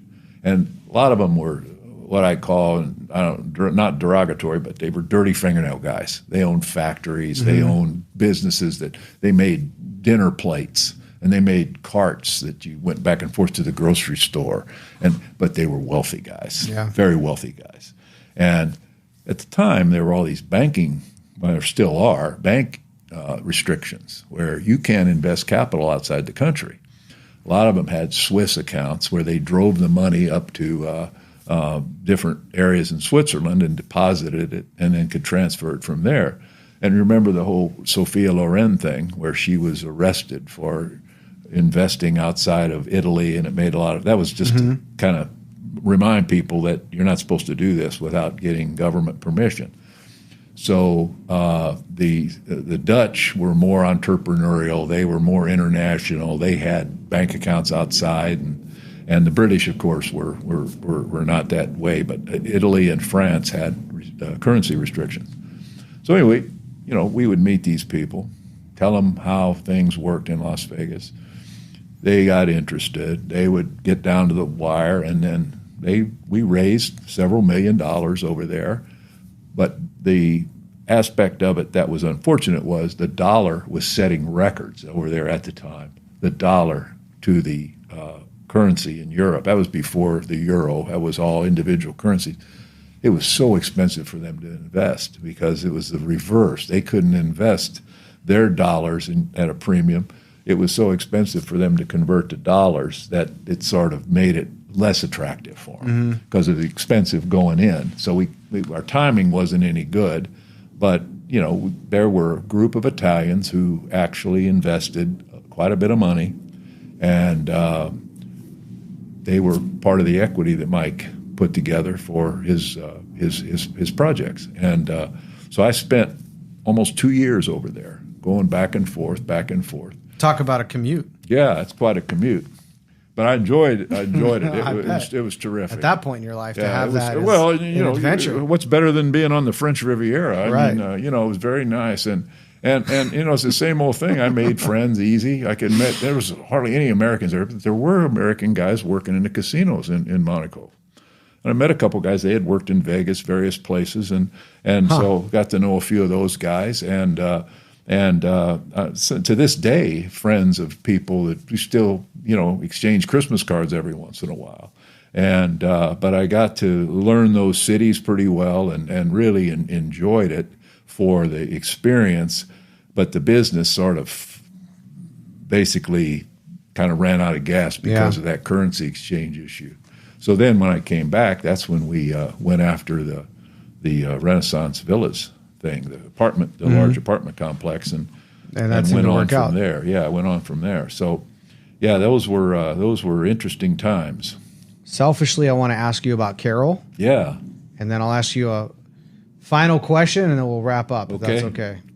So, Carol, for anyone who doesn't know, is my business partner here at MDL Group. Yes. I came here 10 years ago to be her partner. She co-founded this company in 1989 with Kurt Anderson. So you and Carol have known each other since the Nevada title days. Yes, I'd say 1979, 1980. And she was a personnel was her title. Nowadays, it's human resources. Nobody knew what human resources was in 1980, but Carol was a very organized, very effective person as a young lady. In the title company, about usually 80% of your employees are female because they're doing escrow work and title searches. And at that time, you had typists, and there were whole rooms full of ladies doing the work. And, obviously, the guys were more, there were a few title officers, and marketing guys were mostly men and different. But there were so many things that Carol had to do, making sure women were dressed properly, and I'm not going to go into detail, but she had to do her job, and sometimes it was thankless, and she wasn't very popular because of some girl had the wrong length skirt on or wasn't properly wearing what she should have been wearing, and or she looked very she didn't her appearance was not acceptable for some reason or other. And Carol was an enforcer. She was diligent and very impressive for somebody that young. And she was, I guess, early 20s at that time. And you could tell she had this ability to be what I would call a really good manager of people and honest. And she was trustworthy, honest, and did the right thing with people, treated everybody the right way. And I thought, I always remembered her for those traits. That's kind of her as a professional. How would you describe her as a person? She's wonderful. She remembers names very well. She's gracious.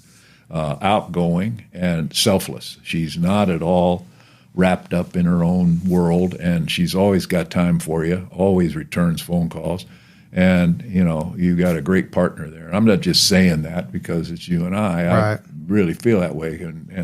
And her and I were never buddy-buddy. We've just always had reason to be in touch with one another. Mm-hmm. And I always, her success is proof. And like I said, when I was doing all those receiverships, this is the first door I knocked on, because I knew that if she was involved in a company that I could rely, because, in doing those receiverships, you're an officer of the court. You have to basically do your job and report to a judge on a monthly basis. And all those properties have to be handled the right way, and the documentation and everything that goes into it had to be done by people who were well trained and could basically support the program. And I knew anything that came out of her operation was going to be that way, and it's it was true, 100%. So I have a final question. Is there anything else you want to talk about or mention before we? Well, if you wrap want up? to do the receivership stuff, we can do that. If you want to talk about that, You tell me, because we've been here for a little while. How are you on time? Well, I can just say you're the one that's probably got no time. I'm good. I don't care. What do you want to do? You want me to do a couple of receiverships? Tell us a crazy receivership story. Well, there's a bunch of crazy ones, but back in 08, 09, things went down. The GFC, global financial crisis, hit Las Vegas like an absolute hurricane. Ground zero. Hurricane, tornado, earthquake, all at once. As far as real estate values, real estate debt, real estate in general. And I had done a receivership for Judge Don Mosley back in the 90s, and I didn't even know what a receivership was. I walked into his office, and there were 3 chairs there. He said, sit in the middle chair. Brought in 2 attorneys, and they came in with their suits on with big files under their arms, sat down next to me on both sides. And the judge looked at me and goes, Mike, this is so-and-so and so-and-so. Gentlemen, this is your receiver. So, are we going to play touch football? What receiver? What? Wait a minute. He goes, Mike's a contractor, a real estate guy, and I respect him, and he's going to report to me. I got this court order here I'm going to give him. These guys were handling a case of the Glass Pool Motel on the Las Vegas Strip. Oh, yeah. That pool where people were. There's a dispute, family dispute going on, and nobody wanted to see the guy that was running it putting money in his pocket. So I had to go in there, and every step of the way the judge helped me with it. But anyway, that was in like 94. Well, when this thing hit in 2007, 2008, I somehow or another was known to be a receiver. I started getting calls from lawyers. I started getting calls from banks. Started getting calls from people I didn't even know saying, we need a receiver for this deal or that deal, because, as you know, every deed of trust, there's a default. The lender has a right to appoint a receiver. And nobody wanted to see these owners that were not paying their mortgage or not paying anything, any upkeep. They weren't paying for any vendors. They weren't paying property tax. They would just take the money from the tenants and not upkeep the property, not uphold their commitments. Exactly. Yeah. So basically, time was of the essence to get in there and basically make sure you could stop the bleeding and present them with a court order. And a lot of times they were hostile. Mm-hmm. You were in there and basically saying, you need to leave, I'm taking over. And I would go to the bank, take over their bank account, court order, present that. It would go through a few guys at the bank. All of a sudden, I was on the bank account. Mm-hmm. So I go to the tenants and explain to them what had to be done and who I was and all that. So it was a hard job. It was a face-to-face for the most part. But that time and place, it was like drinking from a fire hose. They were coming in at such rapidity. I would have 5 or 6 at a time. And it got to the point where I just couldn't really do any more than like 2 or 3 at a time, depending on the properties. I had hotels, I had motels, I had office buildings, I had shopping centers, I had convenience stores, just every form of commercial real estate. And, some of them had employees, and you don't want to see people lose their jobs, so you try to keep them running. And your job as a receiver is you're neutral. You're not working for the lender. You're not working for anybody but the property. You're working for the court. Your job is to prevent loss, prevent that property from losing. And you had to keep the fire alarm. You had, that's critical stuff. And, some of these that you would take for granted if you didn't do it like you did. Yeah. And some of it was unbuilt. Construction was being done without permits. A lot of things were really, really out of whack, bad. And so I would go in there and try to correct as much as I could. I'd put a budget together and present it to the lender because they're responsible for making these payments because they're the ones who sued to get me appointed. And my boss was a judge, and we had great judges in the business court element that handled these cases, and they were outstanding to work with. And I would get hearings in short notice, and I had a very good lawyer then who's now retired. And so we were really Zamalia. Tony Zamalia, yeah. Tony Zamalia. Tony was great. Name I remember. How about that? I met Tony when he was general counsel at the Dunes. How about that? Wow. Yeah, he was general counsel at the Dunes. And at Nevada Title, we worked on a deal between the guys that owned Caesars, and they were buying the Dunes at one time, and the deal kind of fell apart. But any of the kids listening to this, you should go Google the Dunes and see where it's at. Yeah. Well, Morris Schenker was the main guy that ran it, and I forget the name. The Perlman brothers were the guys that owned Caesars, and they were trying to buy the Dunes, and Tony was in the middle of it. And at the time, the Dunes was in bankruptcy, so it was really interesting. One quick title story about those days was they were doing everything they could. Morris Schenker was the most creative guy ever to set foot in Las Vegas when it came to financing. And he got somebody to loan him, loan the property $1 million on a utility easement.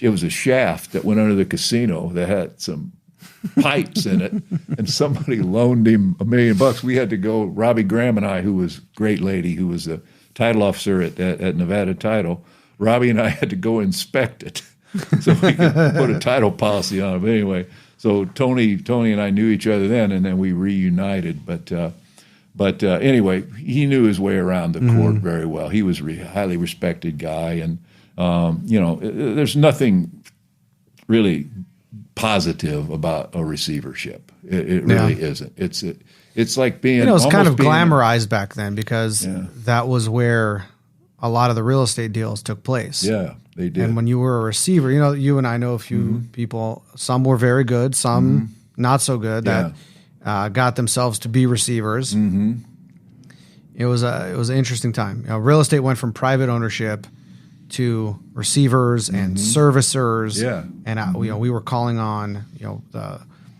within every bank, there's a workout department, and it went from like one guy who never had anything to do, to do, to departments. Yeah, and being kind of like you were connecting the dots when you were a young professional in the title business.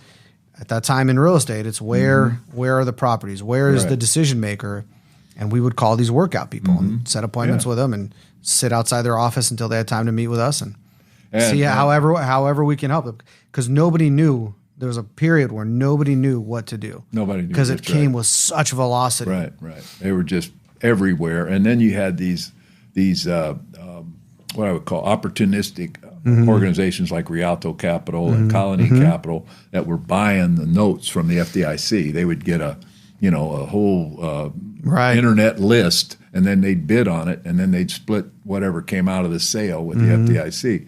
And then you had some local banks and banks in L.A. that were doing one-off deals. And then you had some banks in the Midwest, and they didn't know anything about receiverships. Right. And I would say, I need $20,000 to preserve this property. And they said, $20,000? How? For a year? I said, no, for a month. And they'd say, well, we can't do that. Then what do you want me in here for? What am I supposed to do? This property's underwater. It owes everybody. The good news is the utilities and those court orders were so well crafted by, over the years that, you present them to Nevada Power. Nevada Power knew that they'd get paid at some point. The water district and all those people, the tax authority, it takes a long time before they go to sale. And so I would make those rounds. But, when it comes to the fire alarms and the general services to the tenants, you've basically got to keep the place clean, and you've got to collect the rents and basically service the property. And so some of the receivers were not that experienced in the day-to-day aspect like you guys are, property management. They just thought it would be an easy deal, and then they flip it and sell it real fast. Yep. Never really. Those deals were few and far between. And you can get yourself in trouble because, again, like you said, you don't work for one party or another. You are court appointed. In fact, I think the statute was revised because of some bad boy stuff a couple guys did, and there was some controversy over it. And I think the actual statute that governs receivers was modified to make sure that those were made totally illegal. But I never, and I hate to say this here in this context, but the calls have come in. Are they? Times. Yeah, I've gotten a couple calls. But at my station in life and age, I am going to be pretty selective if I do them. You learned a lot, huh? I learned a lot, yeah. But my activity now is, I'm a consultant. I work for, my client is the Spanos Corporation, which is a large development company that's based in Stockton, California. And over the years, in the 70s, 80s, and 90s, they built about 20,000 apartments here in Las Vegas, very, very actively. They took a quite long break, and then I showed them property in various parts of town. And finally, we have 2 deals going now in Cadence, which is in Henderson, which is the rebuild of the old area that was once BMI property, very successful master plan there. And we've got two great projects, 4-story, beautiful high-end projects in that master plan. We're really excited about it. And so that keeps me busy now. And I spend quite a bit of time on the job, and we're looking for more deals. We're always looking for land deals, and we think now there's a little softening in land prices. So we're out there looking for multifamily land.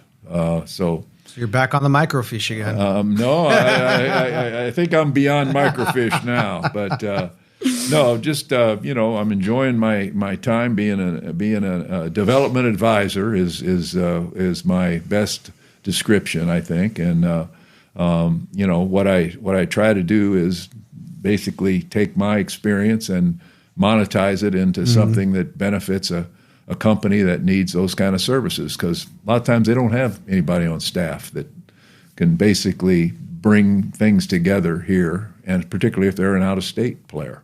Yeah. So I think there's a need for that, but I'm very selective, and you've earned it. Stay that way. You've earned it to be selective. Yeah.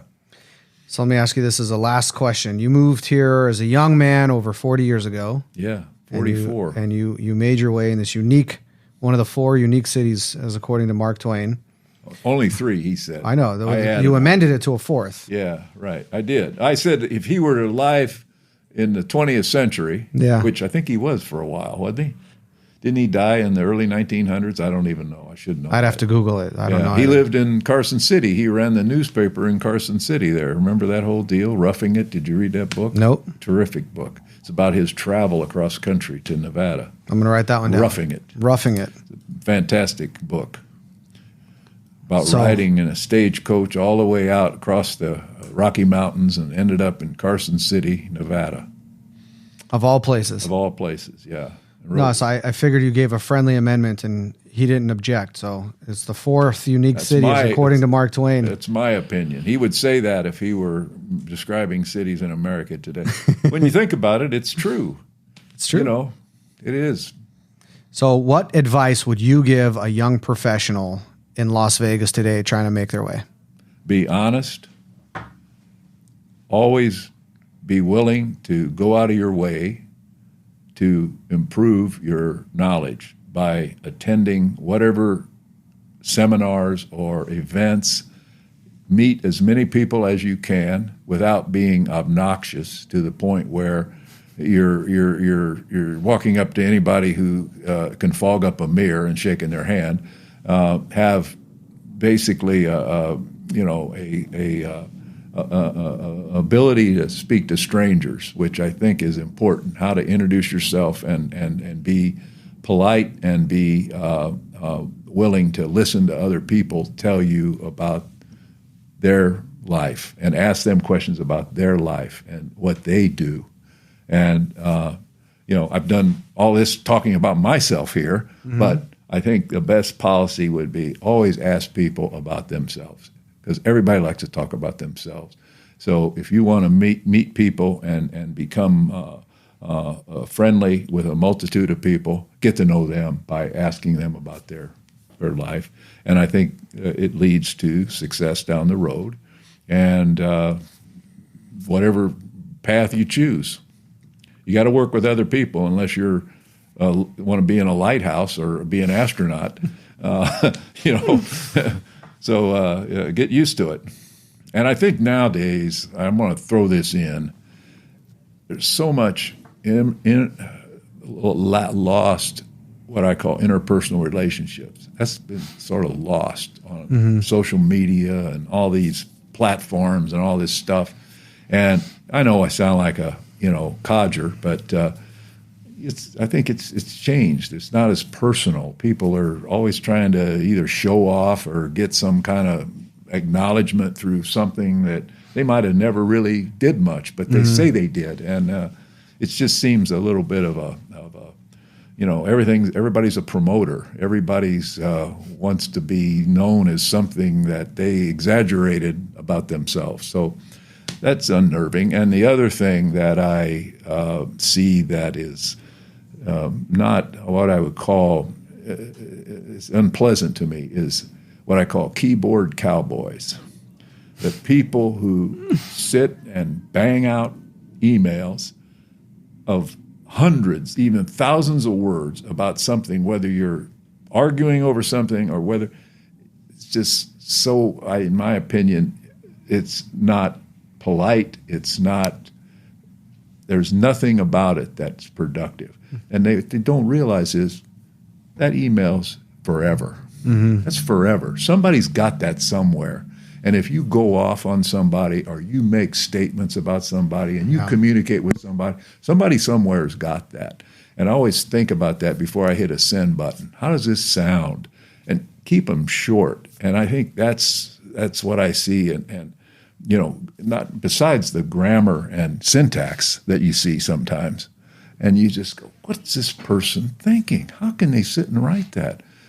Why don't you call me on the phone? Let's talk about this. What do you do? It's sort of they hide behind that element of technology. It's the greatest productivity that we have is, email, internet, technology in general, and now the upcoming artificial intelligence. Absolutely terrific, and it should continue. But I think there's an element of it that's just is not what human beings should be, how they should be interacting. Yeah. There's an element of that I think is dangerous and it's almost counterproductive. And so my keyboard cowboy description stands. All right.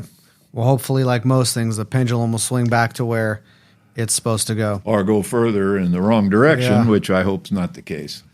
At the end of the day, I believe people are people, and we come back to where we're supposed to. All right. But thank you so much for this. It was a lot of fun to learn more about you. I've got, there's some of the takeaways that we already talked about, but I'll emphasize a few more. Dale Carnegie, you talked about interpersonal communication. The top certificate there, I took a Dale Carnegie Effective Communication and Human Relations course. And Dale Carnegie has a saying, a person's name is the sweetest sound they can hear, which is what you said. So one thing about you is you always remember people's names. I do. You know their stories, and I'm adding here, you're a dot connector. I didn't realize to what level you are, but because you are curious about people, you've been able to connect many dots, and it's done, I believe, you and your family very, very well. Well, networking is the buzzword now, but it's natural to me. It works naturally. I was an only child. And I remember my dad telling me, he says, you better learn to make friends because you're not going to have any brothers and sisters, so you better go out and make friends. So I just sort of said, well, yeah, that's right. You got to go out and meet people, and don't have built-in family and all this stuff. So I think that helped me too, because I was always someone who was willing to meet people and be friendly to them. I was never one of these sort of antisocial guys. I always felt like I had a better life by having friends, and not just friends, but close friends. Yeah. And it served me, I think, well, that came to pass. Absolutely. Well, thank you again. You're welcome. Thank you. Thank you for listening. I would love to hear from you about your takeaways from this episode. Make sure to leave us a comment or leave us a review. Also, please subscribe to our YouTube channel so you can hear future episodes as they come out. My name is Hayim Mizrahi. Tune in next time.